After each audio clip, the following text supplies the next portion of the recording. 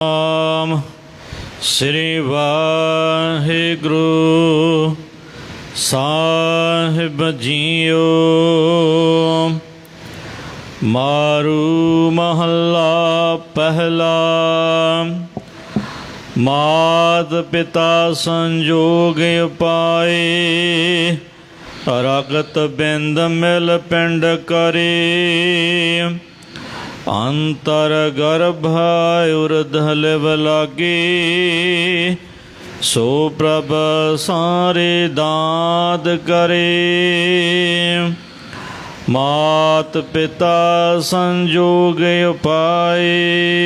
ਵਾਹਿਗੁਰੂ ਜੀ ਕਾ ਖਾਲਸਾ, ਵਾਹਿਗੁਰੂ ਜੀ ਕੀ ਫਤਿਹ। ਕੋਟ ਬ੍ਰਹਿਮੰਡਾਂ ਦੇ ਮਾਲਕ, ਜੁਗੋ ਜੁਗ ਅਟਲ ਸ਼ਬਦਾ ਅਵਤਾਰ, ਦਸਾਂ ਪਾਤਸ਼ਾਹੀਆਂ ਦੀ ਆਤਮਕ ਜੋਤ।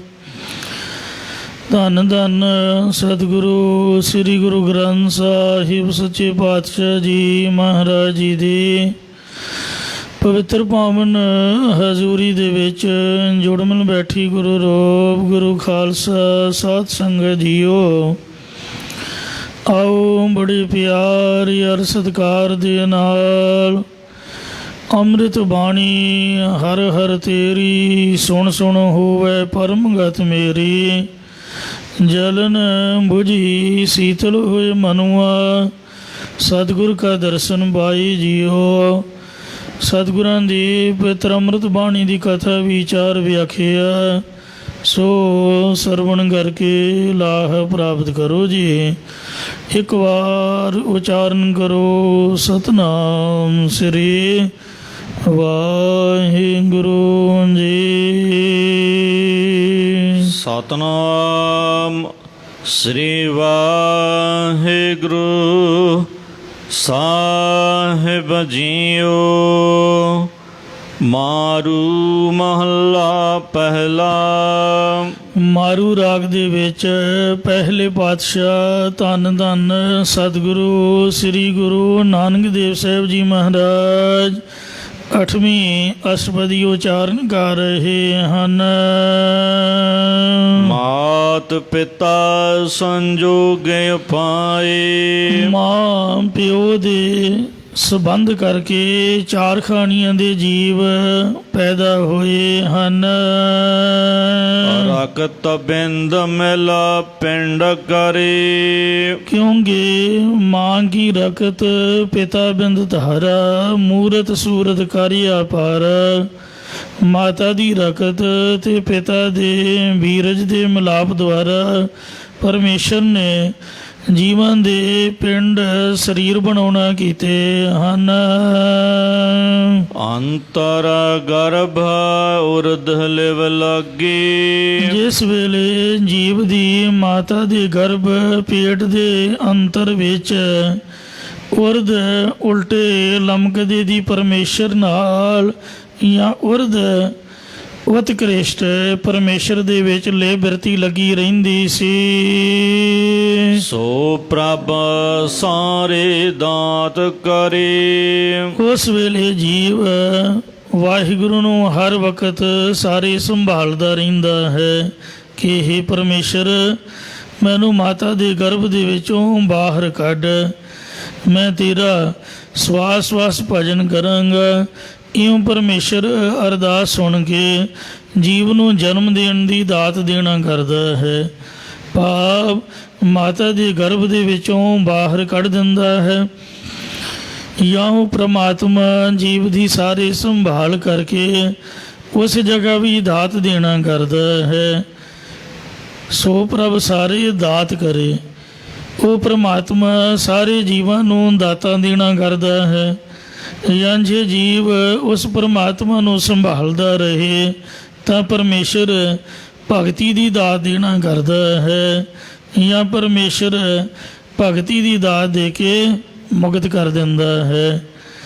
ਉਦੋਂ ਦਾ ਅਰਦਾਸਾਂ ਵੀ ਕਰਦਾ ਸੀ ਤਾਂ ਵਾਹਿਗੁਰੂ ਜੀ ਨੇ ਅਰਦਾਸ ਸੁਣ ਵੀ ਲਈ, ਪਰ ਇਹ ਆਪਣੇ ਕੌਲ ਇਕਰਾਰਾਂ ਤੋਂ ਮੁਨਕਰ ਹੋ ਗਿਆ।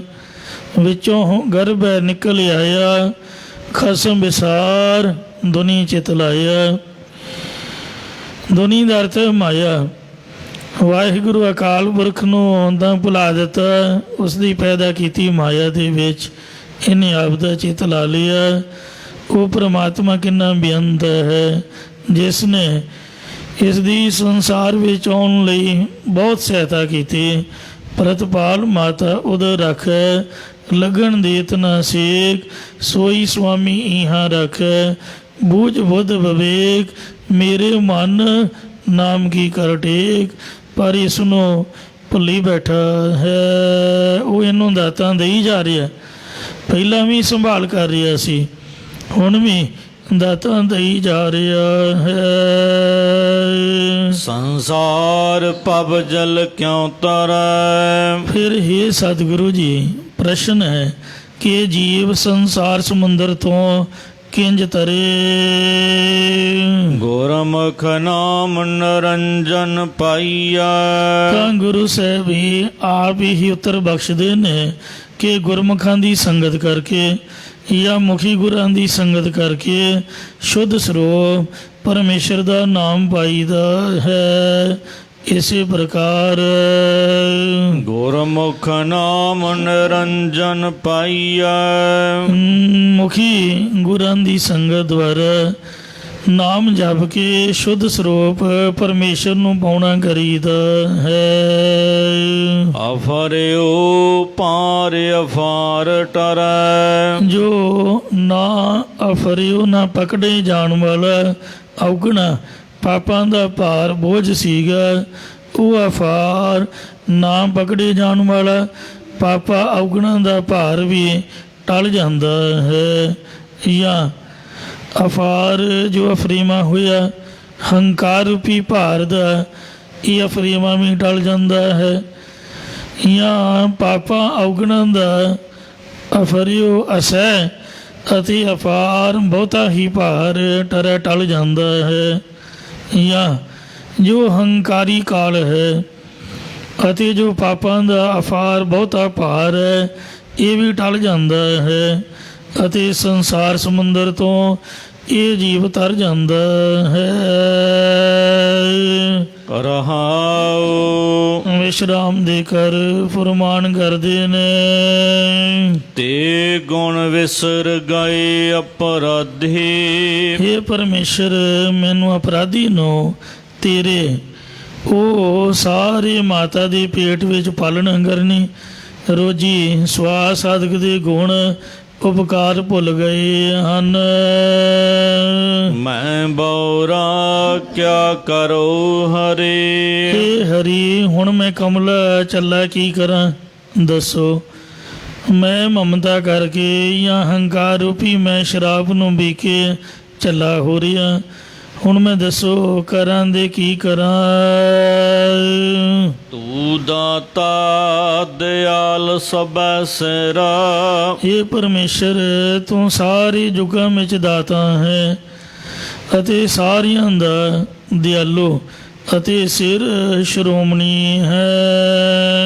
ਅਹਨਿਸ ਦਾਤ ਸਮਾਰ ਕਰੇ। ਅਤੇ ਰਾਤ ਦਿਨੇ ਸਾਰਿਆਂ ਨੂੰ ਦਾਤਾਂ ਦੇ ਕੇ ਸੰਭਾਲਣਾ ਕਰਦਾ ਹੈ। ਚਾਰ ਪਦਾਰਥ ਲੈ ਜਗ ਜਨਮਿਆ। ਇਹ ਜੀਵ ਪਰਮੇਸ਼ਰ ਦੇ ਕੋਲੋਂ ਧਰਮ ਅਰਥ ਕਾਮ ਮੋਖ ਚਾਰ ਪਦਾਰਥ ਲੈਣ ਵਾਸਤੇ ਸੰਸਾਰ ਦੇ ਵਿੱਚ ਜੰਮਿਆ ਸੀ ਜਾਂ ਸੰਸਾਰ ਵਿੱਚ ਜਨਮ ਧਾਰ ਕੇ ਆਇਆ ਸੀ। ਸੇਵਾ ਸਗਤੀ ਘਰ ਵਾਸ ਧਰੇ। ਪਰ ਇਸ ਨੇ ਸਤੋ ਗੁਣ ਅਤੇ ਸ਼ਕਤੀ ਤਮੋ ਗੁਣ ਅਤੇ ਰਜੋ ਗੁਣ ਰੂਪੀ ਘਰ ਦੇ ਵਿੱਚ ਹੀ ਵਾਸਾ ਧਾਰਨ ਕਰ ਲਿਆ ਹੈ।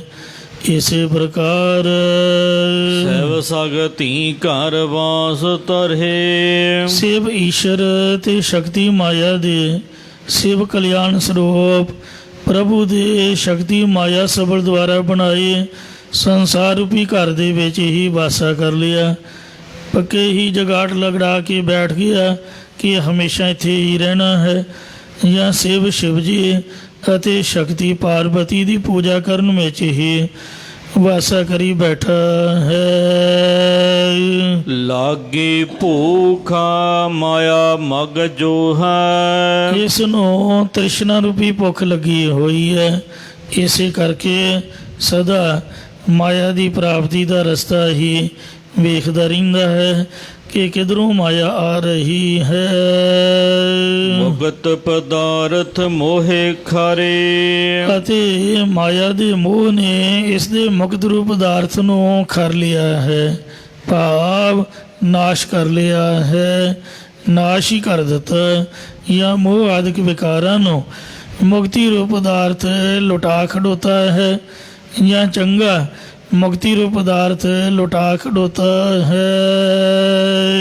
ਕਾਰਨ ਪਲਾਵ ਕਰੇ ਨਹੀਂ ਪਾਵੈ। ਮਾਇਆ ਦੀ ਪ੍ਰਾਪਤੀ ਵਾਸਤੇ ਕਰਨ ਕੀਰਨੇ ਅਤੇ ਪਲਾਵ ਪਰ ਯਤਨ ਕਰੇ ਕਰਦਾ ਹੈ, ਪਰ ਨਹੀਂ ਪਾਵੇ।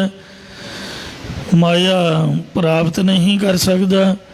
ਕਾਰਨ ਕੀ ਹੈ? ਇੱਕੋ ਮਾਂ ਦੇ 4 ਪੁੱਤ ਨੇ। ਕੋਈ ਤਾਂ ਚੜ੍ਹਦੀ ਕਲਾ 'ਚ ਹੈ, ਕੋਈ ਭੁੱਖਾ ਮਾਰਿਆ। ਆਪ ਆਪਣੇ ਕਰਮ ਨਹੀਂ ਜੀਵਦੇ। ਮਾਂ ਪਿਓ ਦਾ ਕਸੂਰ ਤਾਂ ਨਹੀਂ, ਉਹਨਾਂ ਜਨਮ ਦੇ ਦਿੱਤਾ, ਅਤੇ ਪਰ ਕੰਮ ਗੁੰਮ ਤਾਂ ਵੀ ਕਰਨਾ ਪਊਗਾ। ਇਸ ਵਾਸਤੇ ਜਿਹੜਾ ਕੰਮ ਨਹੀਂ ਕਰਦਾ ਅਤੇ ਸੋਚਦਾ ਰਹਿੰਦਾ ਹੈ, ਉਹਨੂੰ ਮਾਇਆ ਕਿੱਥੋਂ ਪ੍ਰਾਪਤ ਹੋਣੀ ਹੈ। ਜਾਂ ਮਿਹਨਤ ਕਰਕੇ ਪ੍ਰਭੂ ਦਾ ਆਸਰਾ ਨਹੀਂ ਲੈਂਦਾ ਤਾਂ ਵੀ ਕਿੱਥੋਂ ਪ੍ਰਾਪਤ ਹੋਣੀ ਹੈ। ਕਿਉਂਕਿ ਮਹਾਰਾਜ ਜਿੰਨਾ ਚਿਰ ਮਦਦ ਨਾ ਕਰੇ, ਮਿਹਨਤ ਤਾਂ ਦੁਨੀਆ ਬਹੁਤ ਜ਼ਿਆਦਾ ਕਰਦੀ ਪਈ ਹੈ। ਜਿਹੜੀ ਬਰਕਤ ਹੈ ਉਹ ਪਰਮਾਤਮਾ ਦੀ ਹੈ। ਜਾਂ ਪੁੰਨਾਂ ਤੋਂ ਬਗੈਰ ਯਤਨ ਕਰਨ ਦੇ ਨਾਲ ਵੀ ਜੋ ਮਰਜ਼ੀ ਕਰ ਲਏ, ਸਭ ਨੇ ਛਾਲਾਂ ਮਾਰੀਆਂ, ਕਰਤਾ ਕਰੇ ਸੋ ਹੋਏ, ਤਾਂ ਵੀ ਮਾਇਆ ਦੀ ਪ੍ਰਾਪਤੀ ਕਿੱਥੇ ਹੋਏਗੀ। ਇਹ ਰੋਂਦਾ ਧੋਂਦਾ ਹੀ ਜ਼ਿੰਦਗੀ ਗੁਜ਼ਾਰ ਰਿਹਾ ਹੈ। ਇਸੇ ਪ੍ਰਕਾਰ ਕਾਰਨ ਬਲਾਵ ਕਰੇ ਨਹੀਂ ਪਾਵੈ। ਜੀਵ ਕਈ ਤਰ੍ਹਾਂ ਦੇ ਕੀਰਨੇ ਪਾਉਂਦਾ, ਰੋੜੇ ਪਿੱਟਣੇ ਅਤੇ ਯਤਨ ਕਰਦਾ ਹੈ, ਪਰ ਮੁਕਤੀ ਨਹੀਂ ਪਾ ਸਕਦਾ। ਏਤਾ ਉਤਾ ਢੂੰਡਤ ਥਾਕ ਪਰੇ। ਆਖਰ ਇਹ ਤੇ ਸਲੋਕ ਦੀਆਂ ਜੂਨਾਂ ਤੇ ਉਤ ਪਰਲੋਕ ਅਤੇ ਸਵਰਗ ਆਦਿਕ ਦੀਆਂ ਜੂਨਾਂ 'ਚ ਪੈ ਕੇ ਢੂੰਡਤ ਖੋਜਦਾ ਹੋਇਆ ਥੱਕ ਪਿਆ ਹੈ, ਥੱਕ ਜਾਂਦਾ ਹੈ। ਕਾਮ ਕ੍ਰੋਧ ਅਹੰਕਾਰ ਵਿਆਪੇ। ਕਾਮ ਕ੍ਰੋਧ ਅਤੇ ਅਹੰਕਾਰ ਆਦਿਕ ਵਿਕਾਰਾਂ ਦੇ ਵਿੱਚ ਲੱਗਿਆ ਹੋਇਆ ਹੈ। ਕੂੜ ਕੁਟੰਬ ਸਿਉ ਪ੍ਰੀਤ ਕਰੇ। ਝੂਠੇ ਇਸਤਰੀ ਤੋਂ ਵਧੇ ਪਰਿਵਾਰ ਦੇ ਨਾਲ ਮਨ ਦੀ ਪ੍ਰੀਤੀ ਲਾਉਣਾ ਕਰਦਾ ਹੈ। ਖਾਵੈ ਭੋਗੈ ਸੁਣ ਸੁਣ ਦੇਖੈ। ਪਦਾਰਥਾਂ ਨੂੰ ਖਾਂਦਾ ਹੈ, ਭੋਗਾਂ ਨੂੰ ਭੋਗਦਾ ਹੈ, ਕਿਸੇ ਦੀ ਨਿੰਦਿਆ ਸੁਣਦਾ ਹੈ, ਕਿਸੇ ਦੀ ਉਸਤਤੀ ਸੁਣਦਾ ਹੈ, ਜਾਂ ਸੁਣ ਕੰਨਾਂ ਦੁਆਰਾ ਉਸਤਤ ਨਿੰਦਿਆ ਜਾਂ ਗੰਦੇ ਗੀਤਾਂ ਨੂੰ ਸੁਣਦਾ ਹੈ, ਅਤੇ ਨੇਤਰਾਂ ਦੇ ਨਾਲ ਪਰਾਈ ਰੂਪਾਂ ਵੱਲ ਵੇਖਦਾ ਹੈ, ਜਾਂ ਸ਼ਾਸਤਰਾਂ ਦੁਆਰਾ ਸੁਣਦਾ ਵੀ ਹੈ ਕਿ ਵੱਡੇ ਵੱਡੇ ਰਾਜੇ ਮਹਾਰਾਜੇ ਦੁਨੀਆ ਤੋਂ ਕੂਚ ਕਰ ਗਏ, ਅਤੇ ਆਪਣੀਆਂ ਅੱਖਾਂ ਨਾਲ ਵੇਖਦਾ ਵੀ ਹੈ। ਵਸਤਰਾਂ ਨੂੰ ਪਹਿਨ ਕੇ, ਭਾਵ ਮਹਾਰਾਜ ਕਤਨ ਕਰਦੇ ਨੇ। ਪਹਿਰ ਦਿਖਾਵੈ ਕਾਲ ਕਰੇ। ਕਈ ਤਰ੍ਹਾਂ ਤਰ੍ਹਾਂ ਦੇ ਭੇਖ ਬਣਾ ਕੇ ਲੋਕਾਂ ਨੂੰ ਦਿਖਾਉਂਦਾ ਹੈ, ਪਰ ਅੰਤ ਨੂੰ ਮੌਤ ਦੇ ਘਰ ਸੰਸਾਰ ਵਿੱਚ ਹੀ ਨਾਸ਼ ਹੋ ਜਾਂਦਾ ਹੈ। ਐਸੇ ਕਰਕੇ ਕਾਲ ਦੇ ਘਰ ਵਿੱਚ ਹੈ, ਭਾਵ ਕਾਲ ਦੇ ਅਧੀਨ ਹੈ। ਬਿਨ ਗੁਰ ਸ਼ਬਦ ਨਾ ਆਪ ਪਛਾਣੈ। ਸਤਿਗੁਰਾਂ ਦੇ ਉਪਦੇਸ਼ ਤੋਂ ਬਿਨਾਂ ਜੀਵ ਆਪਣਾ ਆਪ ਜਾਂ ਆਪਣੇ ਸੱਚੇ ਆਨੰਦ ਸਰੂਪ ਨੂੰ ਪਹਿਚਾਨ ਨਹੀਂ ਸਕਦਾ ਹੈ। ਬਿਨ ਹਰ ਨਾਮ ਨਾ ਕਾਲ ਟਰੇ। ਅਤੇ ਹਰੀ ਪਰਮੇਸ਼ਰ ਦਾ ਨਾਮ ਜਪੇ ਤੋਂ ਬਿਨਾਂ ਜੀਵ ਦੇ ਸਿਰ ਉੱਪਰੋਂ ਕਾਲ ਨਹੀਂ ਟਲਦਾ ਹੈ। ਜੇਤਾ ਮੋਹ ਹਉਮੈ ਕਰ ਭੂਲੇ, ਜਿਤਨਾ ਪਦਾਰਥਾਂ ਦੇ ਮੋਹ ਅਤੇ ਦੇਹ ਦੀ ਹੰਗਤਾ ਕਰਕੇ ਜੀ ਭੁੱਲੇ ਹੋਏ ਹਨ। ਮੇਰੀ ਮੇਰੀ ਕਰਤੇ ਛੀਨ ਖਰੇ, ਇਉ ਮੇਰੀ ਮੇਰੀ ਕਰਦਿਆਂ ਨੂੰ ਮੇਰੀ ਮੇਰੀ ਕਰਤੇ ਜਨਮ ਗਇਓ। ਜਬ ਲਗ ਮੇਰੀ ਮੇਰੀ ਕਰੈ ਤਬ ਲਗ ਕਾਜ ਏਕ ਨਹੀਂ ਸਰੈ। ਇਹ ਜਮ ਖੋ ਕੇ ਸੰਬੰਧੀਆਂ ਤੋਂ ਖੜੇ ਭਾਵ ਲੈ ਜਾਂਦੇ ਨੇ। ਮੇਰੀ ਜਰ, ਮੇਰੀ ਜੋਰੋ, ਮੇਰੀ ਜ਼ਮੀਨ ਇਤਿਆਦਿ ਕਰਦਿਆਂ ਨੂੰ ਵਿੱਚੋਂ ਰੌਲਾ ਪਾਉਂਦਿਆਂ ਨੂੰ ਹੀ ਜਮ ਲੈ ਜਾਂਦੇ ਨੇ। ਤਨ ਤਨ ਬਿਨਸੈ ਸਹਸਾ ਸਹਸਾ, ਜਦੋਂ ਤਨ ਸਰੀਰ ਬਿਨਸੈ ਨਾਸ਼ ਹੁੰਦਾ ਹੈ ਤਦ ਵੀ ਸਹਿ ਸੰਸਾ ਕਰਦਾ ਹੈ, ਅਤੇ ਜਦ ਧਨ ਨਾਸ਼ ਹੁੰਦਾ ਹੈ ਤਦ ਵੀ ਸਹਿਸਾ ਸੰਸਾ ਕਰਦਾ ਹੈ। ਫਿਰ ਪਛਤਾਵੈ ਮੁਖ ਧੂਰ ਪਰੇ, ਫਿਰ ਪਛਤਾਉਂਦਾ ਹੈ ਜਦ ਪਰਲੋਕ ਦੇ ਵਿੱਚ ਮੁਖ ਤੇ ਲਾਹਣਤ ਰੂਪੀ ਧੂੜੀ ਪੈਂਦੀ ਹੈ। ਬਿਰਧ ਭਇਆ ਜੋ ਬਨ ਤਨ ਖਿਸਿਆ, ਜਦੋਂ ਬੁੱਢਾ ਹੋ ਗਿਆ ਤਾਂ ਜਵਾਨੀ ਜਿਹੜੀ ਸਰੀਰ ਤੋਂ ਖਿਸਕ ਗਈ, ਦੂਰ ਹੋ ਗਈ ਹੈ। ਸੁੱਕੀ ਮੂਲੀ ਦੀ ਤਰ੍ਹਾਂ ਚਿਹਰੇ 'ਤੇ ਝੁਰੜੀਆਂ ਪੈ ਗਈਆਂ। ਫਿਰ ਵੀ ਜਿਹੜੇ ਸਿਰ ਦੇ ਕੇਸ ਨੇ ਉਹ ਕਾਲੇ ਕਰਨ ਤੋਂ ਹਟਦਾ ਨਹੀਂ ਹੈ। ਕਾਫ ਕੰਠ ਬਿਰੁੱਧ ਨੈਨਹੁ ਨੀਰ ਟਰੇ, ਅਤੇ ਬਲਗਮ ਦੇ ਨਾਲ ਗਲਾ ਵਿਰੁੱਧ ਵਿਸ਼ੇਸ਼ ਕਰਕੇ ਰੁਕਿਆ ਰਹਿੰਦਾ ਹੈ, ਅਤੇ ਨੈਨਹੁ ਅੱਖਾਂ ਦੇ ਵਿੱਚੋਂ ਪਾਣੀ ਡਲਦਾ, ਪਾਣੀ ਵਗਦਾ ਰਹਿੰਦਾ ਹੈ। ਨੈਨਹੁ ਨੀਰ ਬਹੈ ਤਨ ਖੀਨਾ, ਭਏ ਕੇਸ ਦੁੱਧਵਾਨੀ। ਰੂਧਾ ਕੰਠ ਸ਼ਬਦ ਨਹੀਂ ਉਚਰੈ। ਇੱਥੇ ਸ਼ਬਦ ਨਾਮ ਹੈ ਆਵਾਜ਼ ਦਾ, ਕੋਈ ਗੱਲ ਦਾ, ਕੋਈ ਗੱਲਬਾਤ ਕਹਿ ਨਹੀਂ ਸਕਦਾ। ਰੂਧਾ ਕੰਠ ਸ਼ਬਦ ਨਹੀਂ ਉਚਰੈ, ਜਾਂ ਗੁਰਬਾਣੀ ਦੇ ਸ਼ਬਦਾਂ ਨੂੰ ਉਚਾਰ ਨਹੀਂ ਸਕਦਾ, ਪੜ੍ਹ ਨਹੀਂ ਸਕਦਾ। ਅਬ ਕਿਆ ਕਰੇ ਪੁਰਾਨੀ, ਹੁਣ ਦੱਸੋ ਬੰਦਾ ਕਰੇ ਤਾਂ ਕਰੇ ਕੀ। ਜਦੋਂ ਸਮਾਂ ਸੀਗਾ ਉਦੋਂ ਤਾਂ ਗੁਰਦੁਆਰੇ ਆਇਆ ਨਹੀਂ, ਤੇ ਹੁਣ ਇਹ ਕੀ ਕਰ ਸਕਦਾ ਹੈ। ਰਾਮ ਰਾਏ ਹੋਏ ਬੈਦ ਬਨਵਾਰੀ, ਆਪਣੇ ਸੰਤ ਹੈ ਲੇਹੋ ਉਬਾਰੀ। ਚਰਨ ਰਹੇ ਕਰ ਕੰਪਣ ਲਾਗੇ, ਪੈਰ ਤੁਰਨ ਵੱਲੋਂ ਰਹਿ ਜਾਂਦੇ ਨੇ, ਹੱਥ ਕੰਬਣ ਲੱਗ ਜਾਂਦੇ ਨੇ। ਸਾਕਤ ਰਾਮ ਨਰਿਦੈ ਹਰੇ, ਫਿਰ ਵੀ ਜਿਹੜਾ ਸਾਖਤ ਕਠੋਰ ਚਿੱਤ ਵਾਲਾ ਪੁਰਖ ਹੈ ਉਹ ਗਾਲਾਂ ਹੀ ਕੱਢੂਗਾ ਵੀ ਤੁਸੀਂ ਮਰ ਜਾਓ, ਮੈਂ ਇਕੱਲਾ ਹੀ ਹੁੰਦਾ ਸੀ, ਸਭ ਪਹਿਲੀਆਂ ਸਾਂਭਦਾ ਸੀ, ਤੁਸੀਂ 5-7 ਭਰਾ ਹੋ, ਮੇਰੇ ਪੁੱਤ ਹੋ, ਫਿਰ ਵੀ ਤੁਹਾਡੇ ਕੋਲ ਡੰਗਰ ਵੱਛਾ, ਪੈਲੀ ਬੰਨਾ ਸਾਂਭਿਆ ਨਹੀਂ ਜਾਂਦਾ। ਇਉਂ ਚਿੜਦਾ ਹੈ, ਗੁੱਸਾ ਕਰਦਾ, ਗਾਲੀ ਗਲੋਚ ਕਰਦਾ। ਇਹ ਨਹੀਂ ਵੀ ਪਾਸੇ ਹੋ ਕੇ ਨੁੱਕਰ 'ਚ ਬਹਿ ਕੇ ਰੱਬ ਰੱਬ ਕਰੇ, ਵਾਹਿਗੁਰੂ ਵਾਹਿਗੁਰੂ ਜੋ ਇਹਦੇ ਕੰਮ ਆਏਗਾ। ਖਸਮਾਂ ਨੂੰ ਖਾਏ, ਜੋ ਮਰਜ਼ੀ ਕਰਨ, ਨਾ ਕਰਨਾ ਪਏ, ਭੁੱਖੇ ਮਰਨਗੇ ਨਹੀਂ ਕਰਨਗੇ, ਤੈਨੂੰ ਕੀ, ਤੇਰੀ ਜ਼ਿੰਦਗੀ ਹੁਣ ਲੰਘ ਗਈ, ਤੂੰ ਰੱਬ ਦਾ ਨਾਮ ਜਾ। ਪਰ ਮੋਹ 'ਚ ਫਸਿਆ ਹੋਇਆ, ਪੈਲੀ ਵੀ ਆਪਦੀ ਸਮਝਦਾ, ਘਰ-ਬਾਰ ਵੀ ਆਪਦਾ ਸਮਝਦਾ। ਇਉਂ ਇੰਨਾ ਕੁਛ ਹੋਣ ਦੇ ਬਾਵਜੂਦ ਵੀ ਕਠੋਰ ਚਿੱਤ ਵਾਲਾ ਪੁਰਖ ਹਿਰਦੇ ਵਿੱਚ ਰਮੇ ਹੋਏ ਹਰੀ ਪਰਮੇਸ਼ਰ ਦਾ ਸਿਮਰਨ ਨਹੀਂ ਕਰਦਾ ਹੈ। ਸੁਰਤ ਗਏ ਕਾਲੀ ਹੂੰ ਤੌਲੇ, ਸੁਰਤ ਗਿਆ, ਹੋਸ਼ ਵੀ ਚਲੀ ਗਈ। ਭਾਵ ਜਿੱਥੇ ਚੀਜ਼ ਰੱਖਦਾ ਚੇਤਾ ਨਹੀਂ ਰਹਿੰਦਾ, ਚੇਤਾ ਭੁੱਲ ਜਾਂਦਾ ਕਿੱਥੇ ਰੱਖੀ ਹੈ। ਕਾਲੇ ਕੇਸਾਂ ਤੋਂ ਤੌਲੇ ਚਿੱਟੇ ਕੇਸ ਹੋ ਜਾਂਦੇ ਹਨ। ਕਿਸੈ ਨ ਭਾਵੈ ਰੱਖਿਓ ਕਰੇ, ਤੇ ਕਹਿੰਦੇ ਨੇ ਕਿ ਬਾਬਾ ਜੀ ਕੋਈ ਜੋ ਸੀਨੀਅਰ ਸਿਟੀਜ਼ਨ ਹੋਮ ਹੋਵੇ, ਯਾਨੀ ਜਿੱਥੇ ਬਜ਼ੁਰਗਾਂ ਦੀ ਸੇਵਾ ਸੰਭਾਲ ਹੁੰਦੀ ਹੋਵੇ, ਉਹ ਕੋਈ ਸਾਨੂੰ ਸੈਂਟਰ ਦੱਸੋ, ਕਿਉਂਕਿ ਅਸੀਂ ਆਪਦੇ ਬਜ਼ੁਰਗਾਂ ਨੂੰ ਉੱਥੇ ਦਾਖਲ ਕਰਾਉਣਾ, ਉੱਥੇ ਭੇਜਣਾ ਹੈ। ਘਰ ਦੇ ਵਿੱਚ ਰੱਖਿਆ ਹੋਇਆ ਬਜ਼ੁਰਗ ਕਿਸੇ ਨੂੰ ਵੀ ਨਹੀਂ ਪਾਉਂਦਾ, ਕਿਸੇ ਨੂੰ ਵੀ ਚੰਗਾ ਨਹੀਂ ਲੱਗਦਾ ਵੀ ਇਹ ਕੀ ਖਾਉਂ ਲਾਈ ਹੈ। ਜੇ ਕੋਈ ਪੈਸੇ ਵੀ ਲੈ ਲਏ ਮਹੀਨੇ ਦਾ ਖਰਚਾ ਪਾਣੀ, ਪਰ ਉੱਥੇ ਹੀ ਖੰਘਦਾ ਰਹੇ, ਉੱਥੇ ਹੀ ਲੰਮੇ ਪਿਆ ਰਹੇ, ਸਾਨੂੰ ਕੀ।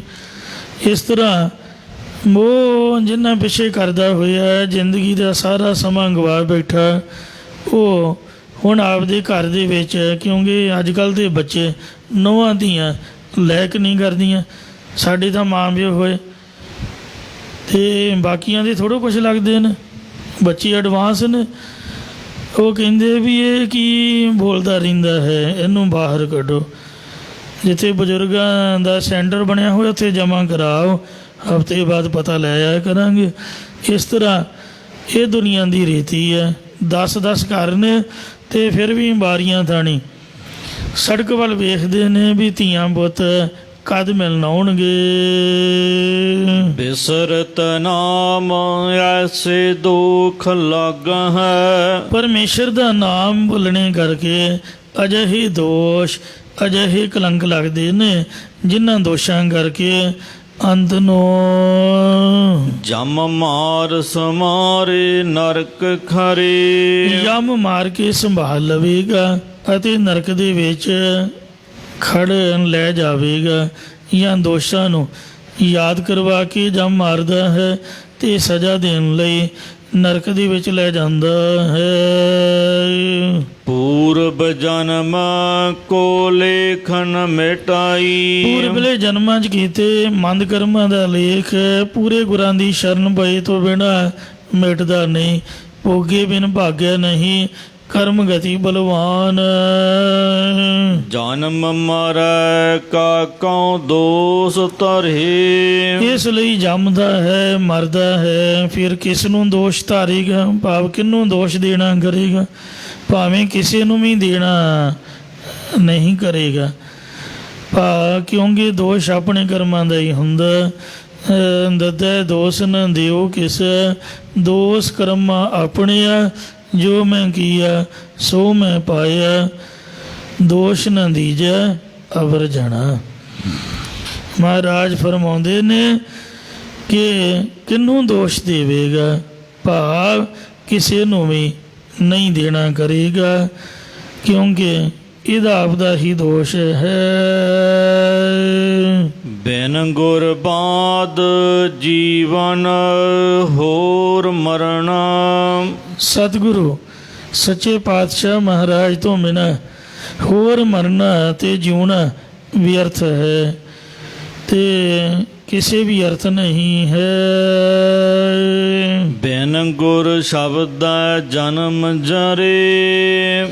ਗੁਰ ਉਪਦੇਸ਼ ਤੋਂ ਬਿਨਾਂ ਇਹ ਜੀਵ ਹੋਰ ਜਨਮ, ਭਾਵ 84 ਲੱਖ ਜੂਨਾਂ ਦੇ ਵਿੱਚ ਜਰੇ ਜੜਿਆ ਜਾਂਦਾ, ਜਾਂ ਮਾਤਾ ਦੇ ਗਰਭ ਦੇ ਵਿੱਚ ਜਰੇ ਜਲਦਾ ਰਹਿੰਦਾ ਹੈ, ਜਾਂ ਕਾਮ ਕ੍ਰੋਧ ਆਦਿਕ ਵਿਕਾਰਾਂ ਰੂਪ ਅਗਨੀ ਦੇ ਵਿੱਚ ਜਲਦਾ ਸੜਦਾ ਰਹਿੰਦਾ ਹੈ। ਖੁਸ਼ੀ ਖੁਆਰ ਭਈ ਰਸ ਭੋਗਣ। ਜੀਵ ਰਸਾਂ ਦੇ ਭੋਗਣ ਦੀ ਖੁਸ਼ੀ ਦੇ ਵਿੱਚ ਖਰਾਬ ਹੋ ਰਿਹਾ, ਭਾਵ ਪਰੇਸ਼ਾਨ ਹੋ ਰਿਹਾ ਹੈ, ਜਾਂ ਅੰਤ ਨੂੰ ਮਰਨ ਤੋਂ ਬਾਅਦ ਖਰਾਬ ਹੋਏਗਾ, ਭਾਵ ਪਰੇਸ਼ਾਨ ਹੋਵੇਗਾ। ਮਰਨ ਤੋਂ ਪਹਿਲਾਂ ਵੀ ਬਿਮਾਰੀਆਂ ਦੇ ਘੇਰੇ ਵਿੱਚ ਆ ਜਾਏਗਾ, ਕਿਉਂਕਿ ਹਰ ਵਕਤ ਇਹ ਕੀ ਕਰਦਾ ਹੈ, ਉਹ ਕਟ ਕਰਮ ਵਿਕਾਰ ਕਰੇ। ਕਾਮ ਆਦਿਕ ਵਿਕਾਰਾਂ ਨੂੰ ਵਧਾਉਣ ਵਾਲੇ ਫੋਕੇ ਕਰਮਾਂ ਨੂੰ ਕਰਦਾ ਰਹਿੰਦਾ ਹੈ, ਜਾਂ ਜੀਵਨ ਬਦਲ ਜਾਣ ਵਾਲੇ ਫੋਕੇ ਨਿਸ਼ਕਾਮ ਕਰਮਾਂ ਨੂੰ ਕਰਦਾ ਰਹਿੰਦਾ। ਸੋਨੇ ਦੇ ਜਾਂ ਚਾਂਦੀ ਦੇ ਕੁਛ ਤੇ ਮਾਰ ਮਾਰ ਕੇ ਖਾਂਦਾ ਕਿ ਮੈਂ ਜਵਾਨ ਰਹਾ, ਉਹੀ ਫਿਰ ਸਿਰ ਨੂੰ ਫਤੂਰ ਚੜ੍ਹ ਜਾਂਦਾ, ਉਹ ਗਰਮੀ ਪੈ ਜਾਂਦੀ, ਕਾਲਾ ਪੀਲੀਆ ਹੋ ਜਾਂਦਾ। ਕਈ ਆਪਦੀ ਜ਼ਿੰਦਗੀ ਇਉਂ ਬਰਬਾਦ ਕਰ ਬੈਠੇ। ਜੋ ਰੱਬ ਨੇ ਜਿਸ ਤਰ੍ਹਾਂ ਦਾ ਬਣਾਇਆ ਹੈ ਉਹਦੇ ਵਿੱਚ ਹੀ ਪ੍ਰਸੰਨ ਰਹਿਣਾ ਚਾਹੀਦਾ ਹੈ।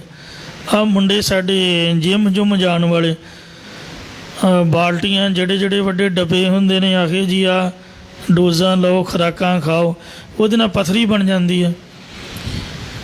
ਇਹ ਚੀਜ਼ਾਂ ਹੋਈਆਂ ਮੈਂ ਵੇਖੀਆਂ, ਅਤੇ ਕਈਆਂ ਨੇ ਮੇਰੇ ਕੋਲ ਦੱਸਿਆ। ਹਰ ਉਹ ਗੱਲ ਮੰਨਦੇ ਨੇ ਵੀ ਜੋ ਪ੍ਰਮਾਤਮਾ ਨੇ ਬਣਾਇਆ ਉਸੇ ਤਰ੍ਹਾਂ ਰਹਿਣਾ ਚਾਹੀਦਾ। ਵਾਧੂ ਦੀ ਖੁਰਾਕ ਉਹ ਸਿਰ ਨੂੰ ਜੜ ਜਾਂਦੀ, ਸਰੀਰ ਦੀ ਬਰਬਾਦੀ ਹੋ ਜਾਂਦੀ ਹੈ। ਉਹ ਪਹਿਲਾਂ ਨਾਲੋਂ ਵੀ ਬੰਦਾ ਗਿਆ ਗਵਾਚਾ ਹੋ ਜਾਂਦਾ।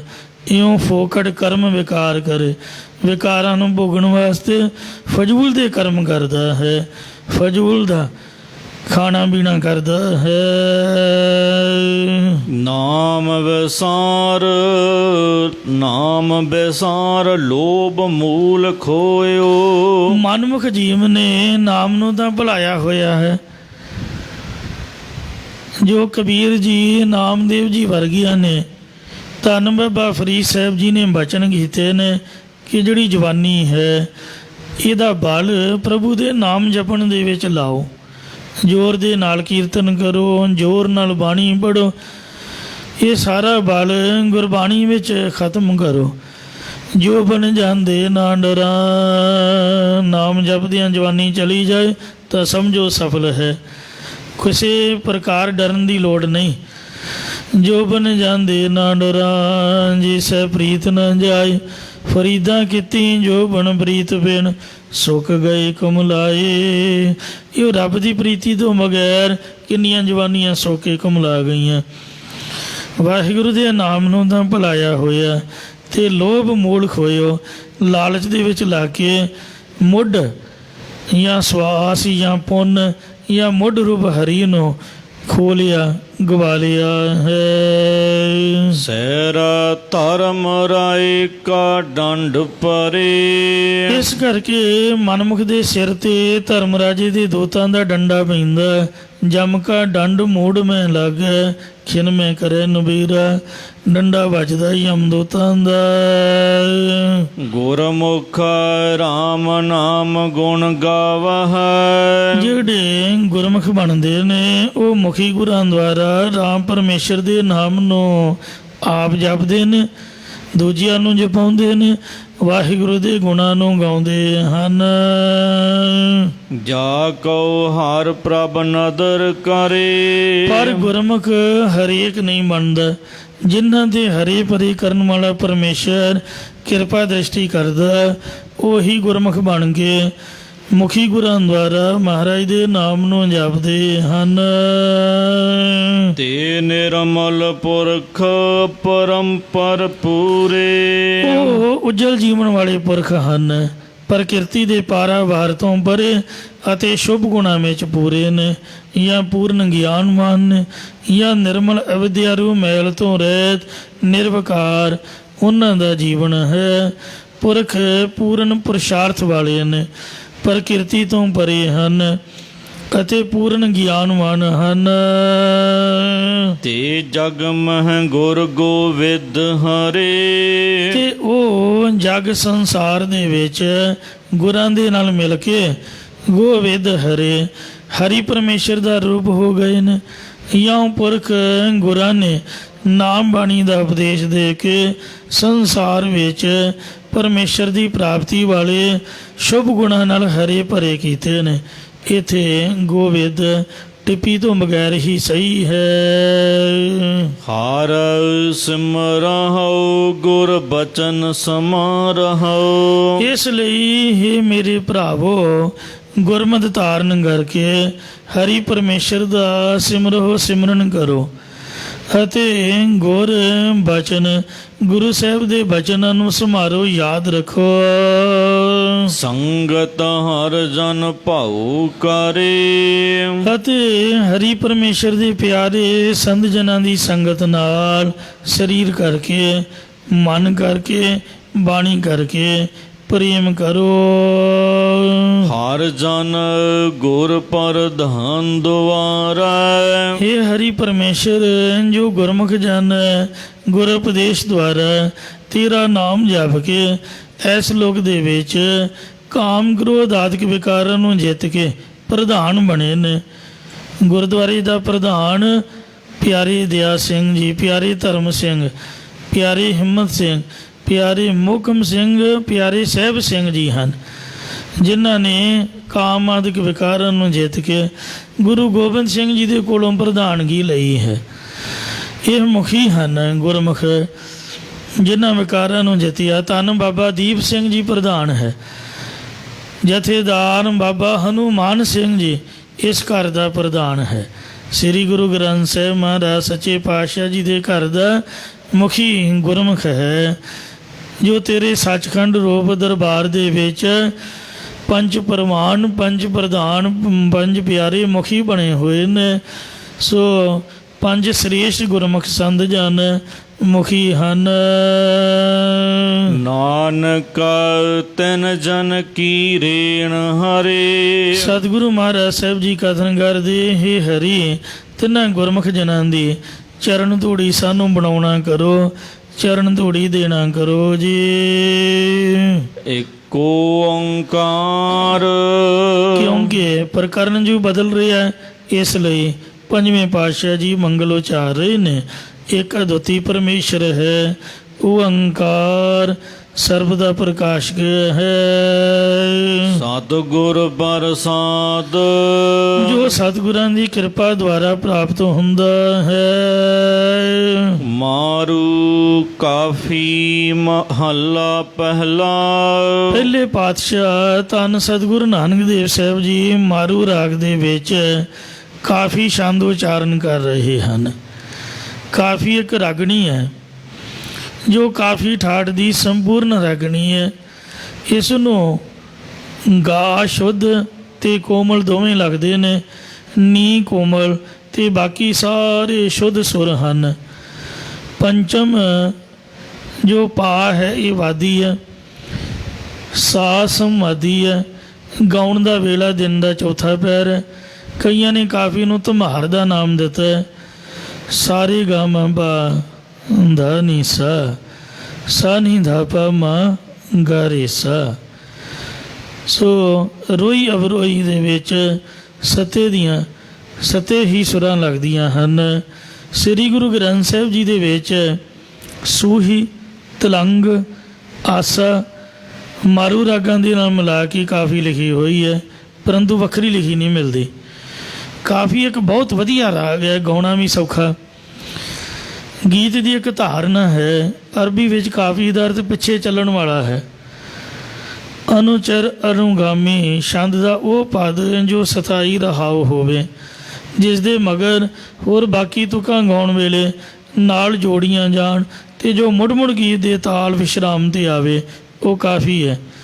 ਬੁੱਲੇ ਸ਼ਾਹ ਦੀਆਂ ਕਾਫੀਆਂ ਕਾਫੀ ਪ੍ਰਸਿੱਧ ਨੇ। ਇਹ ਛੰਦ ਦੀ ਇੱਕ ਖਾਸ ਜਾਤੀ ਨਹੀਂ ਹੈ। ਸੂਫੀ ਫਕੀਰ ਜੋ ਪ੍ਰੇਮ ਰਸ ਭਰੇ ਪਦ ਗਾਇਆ ਕਰਦੇ ਸਨ ਅਤੇ ਜਿਨ੍ਹਾਂ ਪਿੱਛੇ ਸਾਰੀ ਮੰਡਲੀ ਮੁਖੀਏ ਦੇ ਕਹੇ ਪਦ ਨੂੰ ਦੁਹਰਾਉਂਦੀ ਹੈ, ਉਹ ਕਾਫੀ ਨਾਮ ਤੋਂ ਪ੍ਰਸਿੱਧ ਹੈ। ਜਿਵੇਂ ਬੁੱਲੇ ਸ਼ਾਹ ਦੀਆਂ ਕਾਫੀਆਂ ਗਾਉਣ ਵਾਲੇ ਬੜੀਆਂ ਉੱਚੀਆਂ ਟਾਰਾਂ ਲਾ ਗਾਉਂਦੇ ਨੇ।